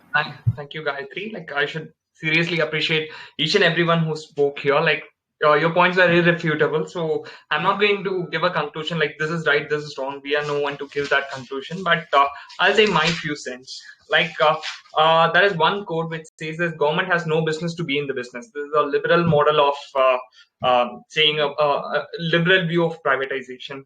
I more or less subscribe to that view. But at one point we need a balance. There is one concept called Plato's gadfly. So gadfly is this fly, that keeps on irritating the horse so that it doesn't sleep. So you would have seen, near the mouth of the horse, there would be some gadflies which keeps on irritating it so that the horse doesn't sleep and it goes on. So I feel that we need to have some government companies to manage and be the gadfly and keep on making the private companies be sensible and make profit in a good manner, not to be a monopoly and not to have a kind of unethical business. So for that reason, I feel in almost each and every sector, if we have a very good government company that acts as a gadfly, then I think the problem is going to be balanced between privatization and government this thing. And one more thing which each and everyone are just addressed is this inefficiency in government sector. So regarding this inefficiency, like I feel this is more of an attitudinal problem. I have seen one of our friends spoke about banks also, but I could see there are changes in banks. Government banks are reporting profits now. The attitude is being changed and all. So just imagine a government company with kind of the courtesy and the attitude which the private employees have. Wouldn't that be a very good combination? With that combination, if those banks, for example, like if we have some 4 or 5 banks which are as good as a private bank, will that not make the private banks streamlined? That will break the monopoly, and that will make act as a gadfly for the private banks, and for that matter in any sector. So that was my 2 cents in that. Thank you, Gayatri, for giving this opportunity to share this point. And now going on to the keynote speech. So who else can tell us better about the lessons learned from this pandemic rather than a doctor? That too from AIIMS. You would have seen images and news about so many patients rushing to AIIMS, especially in the first and second waves. So a person who has been there, who has seen all the things happening over there, who has cured a lot of patients, who has gone through that kind of, even watching the news for us was traumatic, right? But she has been there, and also like she's an MBBS and MS from JIPMA, and she's now a senior resident in AIIMS Delhi. So Pooja ma'am, can you hear us? Can you join us now? Yeah, can you hear me? Yes, ma'am, we can hear you. If possible, can you switch on your video also? Yes, ma'am. Yeah. Welcome to Yeah. Aalamaram, ma'am. Yeah. Thank you so much. So, like, we would love to hear from you about, like, how was your total experience during the first and second waves? Like, even seeing the news was traumatic for us, but you have been there and served. You're the real, like, what is it? You have served the public at the time of need. So, can you just share your experiences during the pandemic, how it affected you, and what all lessons you have learned in your personal level also, and what suggestions you will give so that the future we don't repeat the same? Yeah, so first of all, I would like to thank Sri Charan for inviting me on this platform. And it's like a great opportunity for me to speak in front of all the bright UPSC aspirants. So it's a really great honor for me. Thank you so much. So just a brief intro, what he has given. I did my MBBS and MS in ophthalmology from Jipmer, Pondicherry, and currently I'm posted as a senior resident at All India Institute of Medical Sciences, New Delhi. So coming to Delhi was actually not a very pleasant experience for me, because the moment I joined Delhi, the news about the COVID pandemic started. So when I joined here, straight away everybody was panicked about this COVID, because it was like a new experience for everyone. And straight away we were put in COVID duties. So COVID duties, actually we were posted both in screening areas. We had wards, COVID wards were there, COVID ICUs were there. And it was like a kind of panicky situation for everyone, not just for me. But the thing is that it was like a very difficult time for everyone, especially for the frontline workers and healthcare workers, because we had to work for a stretch of 8 to 10 hours in PPE kits. And you would have seen so many pictures of PPE kits, how horrible it is. Like, you will be fully covered in plastic, tight fitting mask, goggles, you can't eat, you can't go to washroom, you won't be able to do anything for a straight 8 to 10 hours. It was a really traumatic experience. And the thing is that we saw so many sick patients and lot of deaths every day. People coming to casualty emergency, they are just gasping for oxygen, and it was like a very traumatic experience. And it's not like we don't go through stress and all. Like I have seen my colleagues also got affected from this COVID. So many healthcare workers also got COVID, and so many senior doctors, especially from AIIMS Delhi itself, they actually they died due to COVID. So it was really traumatic for this healthcare fraternity. And as you all know that the healthcare system was also exposed during this time, be it due to supply of medicines, supply of oxygen, be it ICU beds, or be it availability of mask, PPE kits, everything. Like, not just in India, like all over world, you saw how the healthcare system was like very badly affected.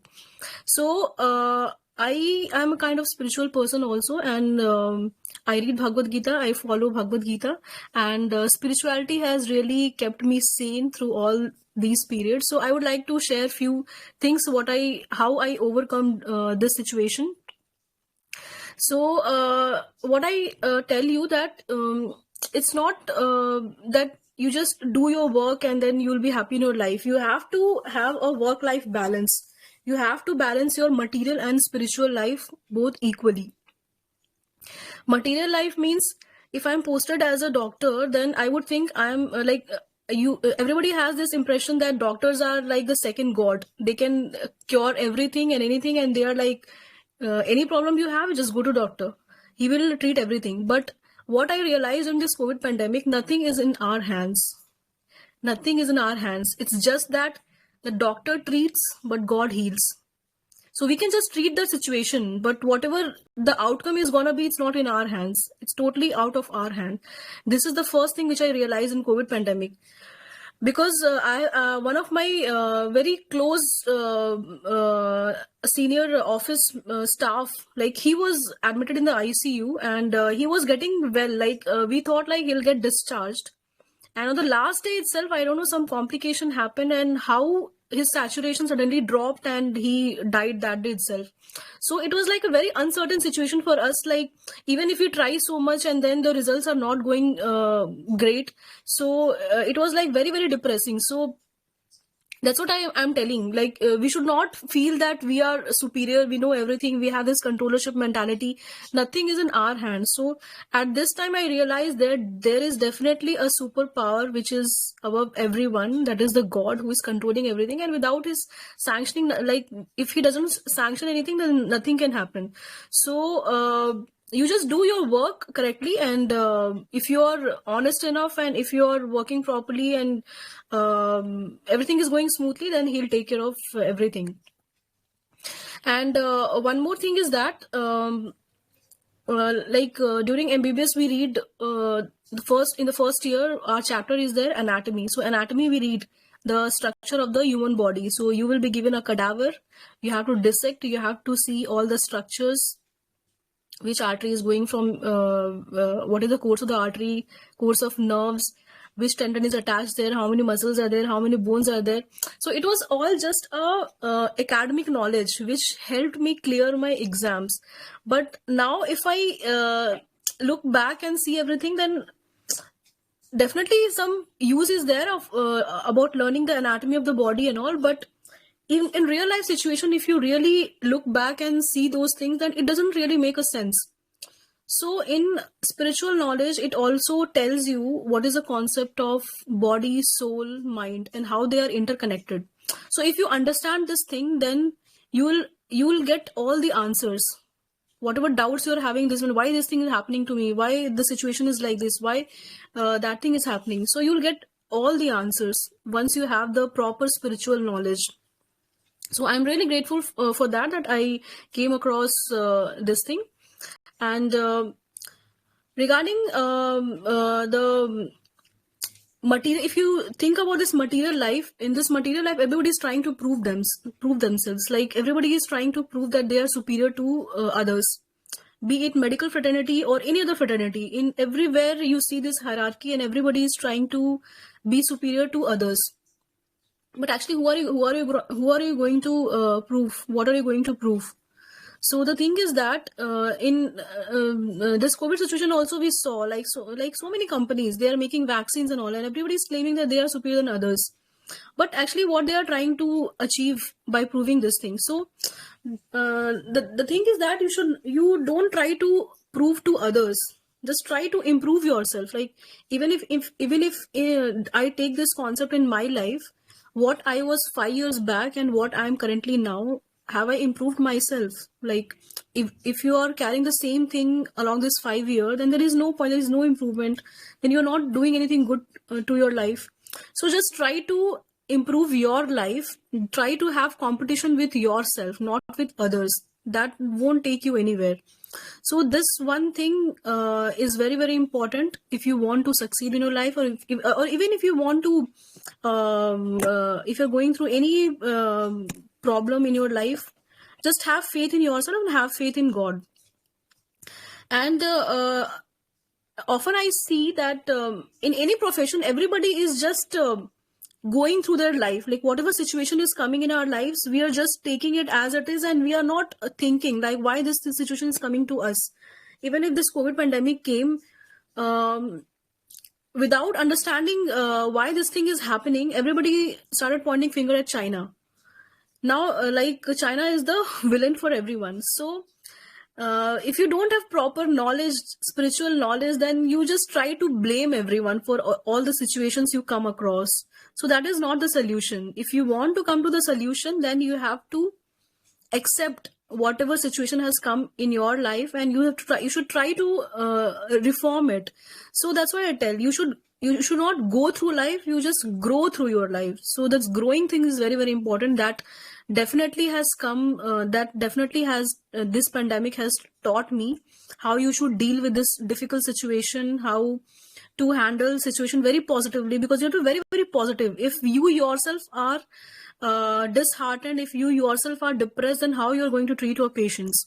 So this time has definitely taught me how to be mentally strong and how to boost my confidence and how to keep my juniors also motivated. So this also I learned through spirituality, and now everybody is having this so much of information about COVID pandemic. So everyone is having this information diarrhea, what I call it. But definitely having the information is very, very important, and you as an aspirant, you also have to know a lot of things about COVID pandemic, which you might be asked in your exams. That thing is important. But just having the information is not sufficient. You should try to implement also in your life how you are taking it positively, and just try to transform yourself. Don't be arrogant or egoistic, or don't have this quality that I know everything, I can do this, I can do that. This kind of attitude does not help. So just try to transform these, whatever knowledge you're having, just try to transform that. How can you do better for the society, and how can you be a better person in your life? So I hope, so I have this much only to share because I was given only 5 to 10 minutes to speak on this platform. And I hope everybody will achieve victory from this group, and victory definitely should bring humility. So always have a humility in your life, then only you will be a great human being in your life, and you will definitely achieve success in your life. So thank you so much, Sri Charan. Thanks a lot. Thank you so much, ma'am. Like we all have had experiences with the egoistic doctors. Like I'm telling you, it will get you. Just do it. That kind of doctors. This is the very first time I think like all of us are meeting a doctor who is so humble. We have been seeing so many things, and yet like I think your understanding of life is like the true thing. Which see, like I have not come to this realization. Like I'm trying to realize from your light. So thank you so much. Like it has been a guidance. And one more thing, which is special about Dr. Pooja Kumari is like she has cracked all these exams, AIMS, JIPMER, and all these in her very first attempt. So like, can you share us a word or two about your preparation phase? Like, how could you manage to do it? Because these exams almost have the same level of preparation, same level of difficulty, or even more than that, I would say. So can you share a word or two about that also? Yeah, definitely. So 2010 I had joined MBBS in JIPMER Pondicherry, and I was a very studious student from my childhood itself. So it's not like you have to just read once and then you crack all these exams. You have to be very, very consistent throughout your period, throughout your journey. So in first year itself, we had to study anatomy, physiology, and biochemistry. These 3 subjects were there. And first year itself, I got a gold medal in anatomy, and that was like a very a motivational thing for me, that I have to do great in my field. So just reading and just doing things is not important. Whatever you're doing, you have to be best. That thing you have to remember. Like whatever you're doing, just do with all your heart. Be consistent, and have a good association. Association is very, very important. So if you have people of your type in your group, and people of your kind of mentality, people who motivate you, people who guide you, then you will really succeed in your life. Because this thing is very important in your student life, because you get a lot of distractions. I have seen so many of my batchmates, they have got distracted, and like it really gives me pain. So I was always in my group was like very, very studious, and Prasanna, as you all know, he was in my batch only. So whatever doubts we had, we always used to discuss among ourselves, and then we used to read together, and we used to solve questions. Whatever exams were there, we used to discuss our marks, and where I did wrong, what I did wrong. Like everybody used to correct their mistakes, not point out fingers at others. So this attitude is very, very important. And throughout my MBBS time, I was like very regular in my studies, and I used to take notes properly. I used to attend all the classes. I did not bunk any classes and all. So that has really helped me a lot. And during internship also, many people they bunk so many postings, and they were not very regular. But I took everything like my attitude is like whatever I'm doing, I should learn something new from that thing. If I'm not learning, then I'll feel कि I'm not doing something right. So even if I'm doing a procedure, even if I'm teaching my junior, I ask my junior, you ask me any question which I don't know. So if they ask any question, then I'll go back and I'll read. So in that sense, I learned many things. So that was my attitude. Like I always had the habit of teaching my juniors during my MBBS time also and during my PG time also. So and regarding cracking exams, I think if you are consistent and if you are studying properly, making notes, then I think that would be sufficient, I guess. Thank you, ma'am. Thank you, ma'am. I think so. Charan is not in. So thank you, Pooja, ma'am, for joining in the Aalamaram session and sharing your valuable thoughts. I know it would have been really traumatic for all the doctors. Yeah. Thank you from all the citizens. So thank you for sharing your strategy also, like how you could clear in the examination. Thanks, ma'am. Thanks for joining. Keep supporting us. Do your job successfully. All the Yeah. wishes from you. Thank you, ma'am. So now, Thank you so much. yeah. Thank you, ma'am. Thank you. So now we have Thank you so much, Pooja. Thank you. Now, last week actually we planned to have Dr. Prasanna as the keynote speaker, but Prasanna is currently he got service into IPS, but unfortunately he couldn't join the session because of personal reasons, because he was stuck in another city. So we apologize for not bringing in Prasanna last Sunday. So now today, but this week we have two special keynote speakers. So with Pooja ma'am finishing her speech, now we have our second speaker, Mr. Aalamaram, who is Assistant Commandant CRPF. Thank you, Aalamaram, for joining in our session. So Aalamaram is a UPSC aspirant. He is my best friend of mine and Sri Charan's. So he was also working as a faculty in the institute, and now he cleared the CRPF examination, CASF examination, and joined the CRPF. Now he is joining us all from the training center. Welcome, Aalamaram. Over to you. You share your thoughts with the students. Yeah, thank you. Good evening to all. Hello. Yeah, good evening. You're audible. Yeah. Am I audible to everyone? Yeah. Yeah. Okay. First of all, good evening to all. I'm so happy once again I'm joining the Aalamaram team. So I was a part of this family from the day one that we are planning to Aalamaram. So actually I'm not the keynote speaker as we mentioned that Adil. So from the day one I'm part of it. I'm part of this family also. I would like to be as that family person in this Aalamaram also. So today initially I will tell some of the things that I have faced here. So actually I'm located in this Belgaum district of Karnataka. It is in between the jungle. So exclusively there will be one tower will be located here. So in between you may face some network issues. So if such disturbance has happened, I will apologize for that. So initially I'm asked to speak about that pandemic. What you have learned from this pandemic? And in this entire pandemic, I was underwent the basic training at the Gurugram and Delhi. So usually the learning in the sense, what I would suggest is unless and until, and you make that habitual discipline. Unless and until you never make a habitual discipline, you'll never be a successful person in your life. So in that habitual discipline, how to make you the atomic discipline or atomic habitual things that we need to do from the daily basis, and how to be habitualized with those things, and from that how do you learn in the various perspectives. In this learning aspect, I would always use to say in three ways. Mostly that is one of the thing is the mentally you need to be strong, and second one is physically you need to be so strong, and third one is that is emotionally you need to be stable. These three things it will be very helpful for empower yourself for further proceedings or further successful in your life. So in this aspect, mentally in the sense, what would I would say, there are some learnings things also.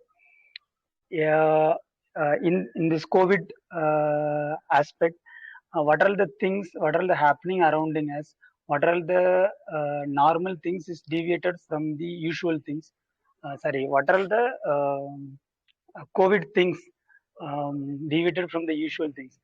அந்த விஷயத்த வந்து நம்ம கொஞ்சம் face பண்ணோம் அப்படின்னா, அதை realise பண்ணோம் அப்படின்னா, என்ன மாதிரி விஷயங்கள் நம்ம இதுலேருந்து லேர்ன் பண்ண முடியும் அப்படிங்கிற விஷயத்த வந்து எடுத்துக்க முடியும். அது வந்து எப்படி சொல்றேன் அப்படின்னு கேட்டீங்க அப்படின்னு சொல்றேன்னா, இப்போ நம்ம மென்டலி ஸ்ட்ராங் ஆகிறோம் அப்படின்னு சொல்றோம் அப்படின்னா, எந்த மாதிரி விஷயத்துல நம்ம எந்த மாதிரி விஷயத்த எடுத்துட்டு போறோம் அப்படிங்கிற விஷயத்த சொல்றேன். ஸோ ஃபார் எக்ஸாம்பிள், எந்த விஷயத்த வந்து நம்ம மைண்டுக்குள்ள எடுத்துட்டு போறோமோ அந்த விஷயத்த வந்து ஃபில்டர் பண்ணி எடுத்துட்டு போற மாதிரி இருக்கும். அது வந்து இப்போ நம்ம எப்படி சொல்றது அப்படின்னா, சில விஷயத்த வந்து நம்ம லேர்ன் பண்ற மாதிரி இருக்கும், சில விஷயத்த வந்து நம்ம அன்லேர்ன் பண்ற மாதிரி இருக்கும், சில விஷயத்த வந்து திரும்ப நம்ம லேர்ன் பண்ற மாதிரி இருக்கும். அந்த விஷயத்த நம்ம ஃபில்டர் பண்ணும் பொழுது, அதை ரியலைஸ் பண்ணும் பொழுது நமக்கு அந்த லேர்னிங்ஸை நோக்கி நம்ம போறதுக்கான ஒரு பாசிபிலிட்டிஸ் இருக்கும் அப்படின்னு நம்ம நினைக்கிறேன்.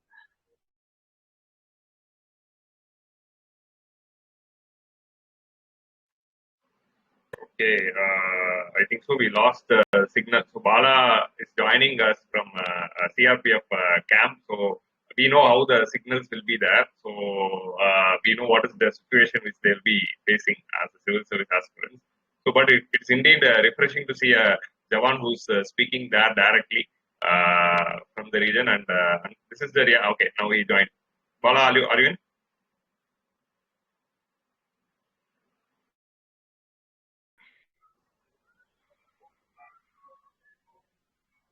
Yeah, unmute. Okay. Okay. So I think so. We are having signal issues. Okay. So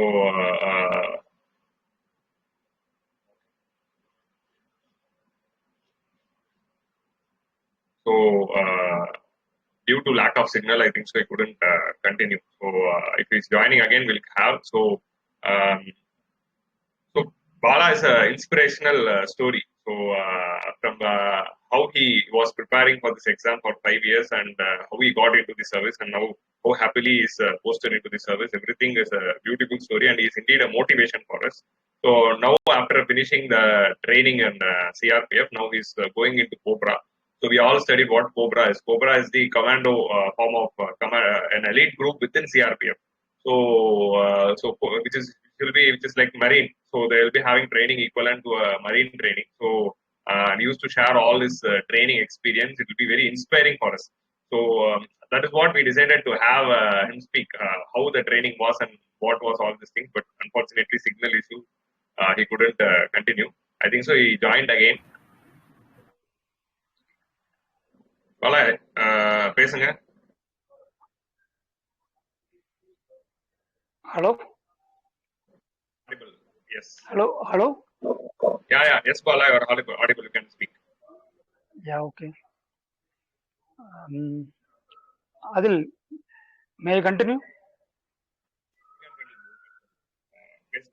Hello. Yeah, you can. Okay. Hello. Continue பண்ணுங்க Bala. Yes, you are audible. Yeah. Okay. Hello. Yeah, you are audible. Yeah, you are audible. Carry on. You are not audible sometimes. That's why I'm saying. Okay. Hello. Yeah, you are audible. Bala, If you நீங்க want me, video கூட of பண்ணிட்டு பேசலாம்னு நினைக்கிறேன் Bala. Video இருக்கிறதுனால கொஞ்சம் lock வருது. ஆமா, உங்க வீடியோ ஆஃப் பண்ணிட்டு ஆடியோ மட்டும் ஆன் பண்ணி நீங்க பேசுங்க.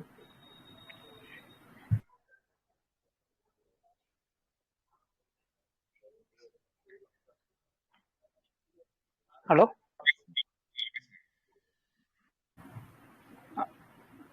இப்ப கேக்குதா?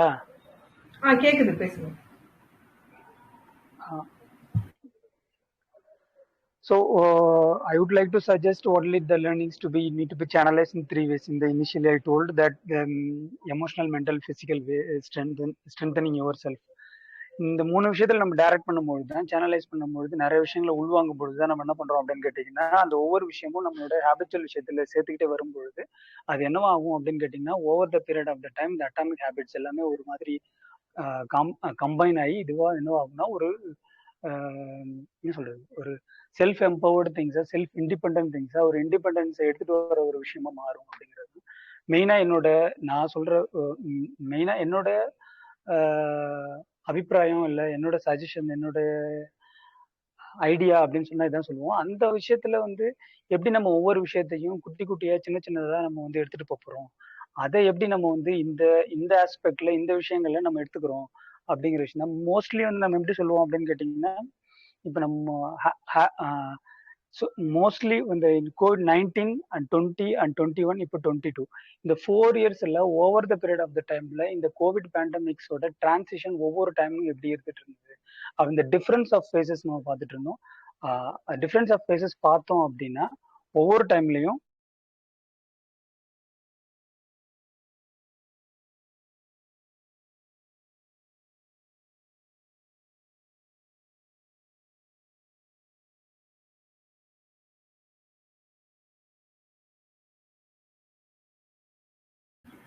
I think we lost him again.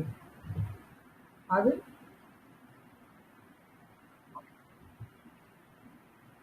Adil, are you here?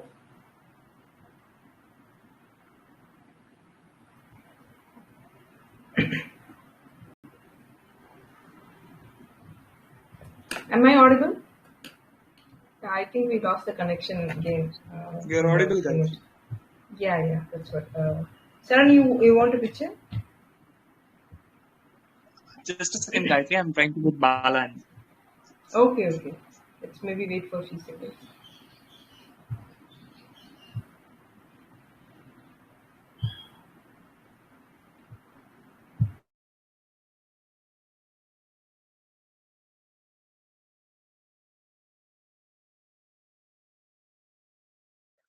So I just now spoke to Bala. So unfortunately, the connection is the issue, and he said that he will join next week.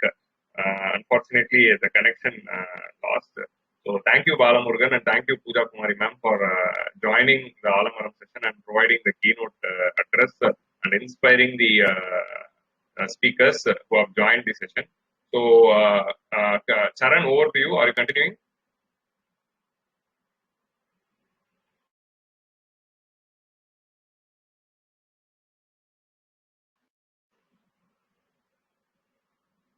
Okay, Gayatri, I think so you can continue and give the...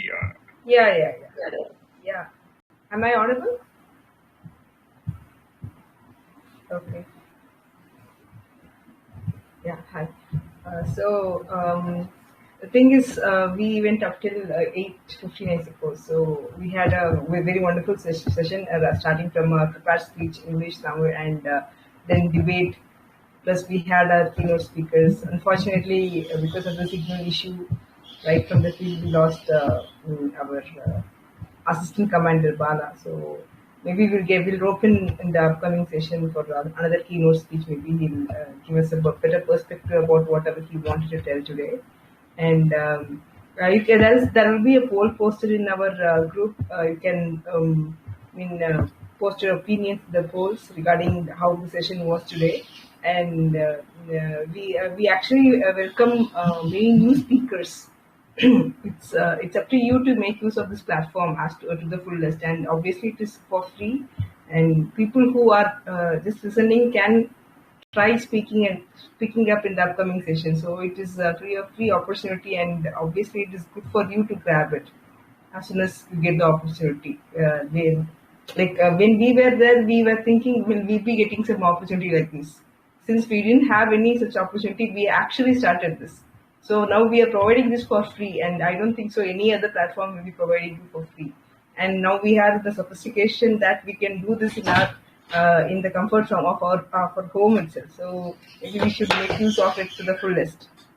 So be it any language, like if you are comfortable in Tamil or English, it's up to you. It's mainly to build your confidence. வீட்டில் இருந்து confidence build பண்ணுறதுக்கு இதை விட better platform I don't think so it is there. So make use of it to the fullest, and we are here. Nobody is going to judge you. It's obviously to shed your fears off and make yourself comfortable in whatever you speak. So hope everybody enjoyed, all the listeners as well. And I personally enjoyed doing MC today. with the wonderful speakers with very good points in debate. Debate part was like I really loved it. Each and every pointers and counterpoints were like to the exact opposition and all. So it was like very good today. And hoping to see you people in the upcoming sessions as well. Include your friends who actually wanted to speak. Try to introduce the platform to your friends as well. Take them, help them as well, so that it reaches many audience and helps out people. That is the very aim of the session, and that too, especially online. So maybe it should reach a wider audience so that everybody will get benefited. We will try roping in many keynote speakers as well, so that we get a better perspective in many different angles. And is there anything you want to add on, Adil? Yes. I'll add on and I'll conclude it. So thank you everyone for joining today. Thank you all the speakers, and thank you Sathiyaseelan, Raajamathi, Madan and Ravina for giving your thoughts and views. So you all keep continuing the speaking with us, and join us in every week session. If you want to talk again, you can also talk again. And all those who are listening, if you want to talk, please chip in. Like I think so, you would have listened this session for 2 weeks. So now it's the time for you to come and speak. So in the next week's session, I request each and every speakers who are viewing this to come and join and speak. So this is a platform to break everything and come. No one will judge you here. No one is going to think anything about you here. No one.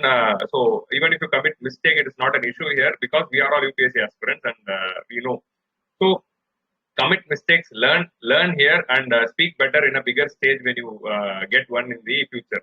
So this is a practice ground. So use this as a practice ground. Speak. So participate next week also. So thank you for all the debate participants, Manikandan, Preeta, Rahul, and Aravind Sami. So especially thank you for Manikandan for bringing in his friend also. So his friend Sandy joined us and example. So you guys also inform your friends and ask them to speak. If you know any of your friend who is thinking that public speaking is still a distant dream, or probably still the person is having any stage fear, அவங்களுக்கு மேடை மேல ஒரு பயம் இருக்கு, பேசுறதுக்கு தயக்கப்படுறாங்க, அவங்க கொஞ்சம் டவுனா இருக்காங்க, அவங்களுக்கு நம்ம இம்ப்ரூவ் பண்ணணும் அப்படின்னு இருந்தா அவங்கள கூட்டிட்டு வந்து சேர்க்க வைங்க. ஏன்னா we had one speaker 2 years back when it was doing in the offline session who had stuttering, திக்குவாய் இருக்கும் அவருக்கு. ஸோ அவர் வந்து இந்த ஸ்டட்டரிங் வாய்ஸ் இருந்தாலும் he came to Aalamaram and he used this platform. He spoke each and every week. So அப்போலாம் வந்து இந்த time 5 தான் பண்ணுவோம். லைக் அப்போலாம் we have 12 sessions. 12 sessionலுமே he gave 12 speeches, and at the end of the session he felt very confident. And the stuttering mouth and speech இருந்தாலும் he overcome that and he became very confident. So அந்த மாதிரி வந்து ஆலமரம் வந்து it has handled few speakers. So நிறைய பேர் வந்து it felt, and today also everyone thank you, and எல்லாருமே என்ன தேங்க் பண்றீங்க. But ஆலமரம் is not only me, it's Charan, me, Gayatri, and many other participants over the years who have built it. So it is a group of civil service aspirants. So next வீக்கும் join பண்ணுங்க, உங்க friends கிட்ட inform பண்ணுங்க, அவங்களையும் ஆலமரம் கூட்டிட்டு வந்து இந்த செஷன் அட்டென்ட் பண்ணுவீங்க. நிறைய பேர் பார்ட்டிசிபேட் பண்ணாதான் இன்னும் எங்களுக்கு இன்னும் மோட்டிவேஷனலா இருக்கும் to conduct more such sessions. So எல்லாரும் நெக்ஸ்ட் வீக் ஜாயின் பண்ணுங்க. Thanks for joining. Inform your friends to. So will meet next week. குரூப்ல ஒரு போல் போட்டிருக்கோம், அந்த போலுக்கு ஆன்சர் பண்ணுங்க. நெக்ஸ்ட் வீக்கான தீமும் நெக்ஸ்ட் வீக்கான டிபேட் டாபிக்கும் வந்து ஒரு 1 or 2 daysல will post in the Telegram. And அதுல வந்து இப்போ பேசினவங்களும் பேசலாம், ஆர் புதுசா பேசுறவங்களும் பேசலாம். It's first come first serve தான். ஸோ அதனால வந்து just wait for the notification. நாங்க வேணா வந்து வில் இன்ஃபார்ம் முன்னாடி. இப்போ நீங்க ஃபர்ஸ்ட் கம் ஃபர்ஸ்ட் சர்வ்ங்கிறதுனால நீங்க எப்போ நோட்டிபிகேஷன் வந்து தெரியாது. ஸோ நாங்க என்ன பண்ணிடலாம்னா வில் புட் டைம். ஸோ நாங்க வந்து இன்னைக்கு ஈவினிங் வந்து டாபிக் போட போறோம் அப்படிங்கறத காலையிலே சொல்லிடுறோம். So that you are ready at the evening. இன்னைக்கு ஈவினிங் 5 o'clock டாபிக் போட போறோம் அப்படின்னு நாங்க சொல்லிட்டோம்னா நீங்க 5 o'clock கரெக்டா வரலாம். ஸோ ஒரு இன்ஃபார்ம்டு ஃபர்ஸ்ட் கம் ஃபர்ஸ்ட் சர்வா இருக்கட்டும்.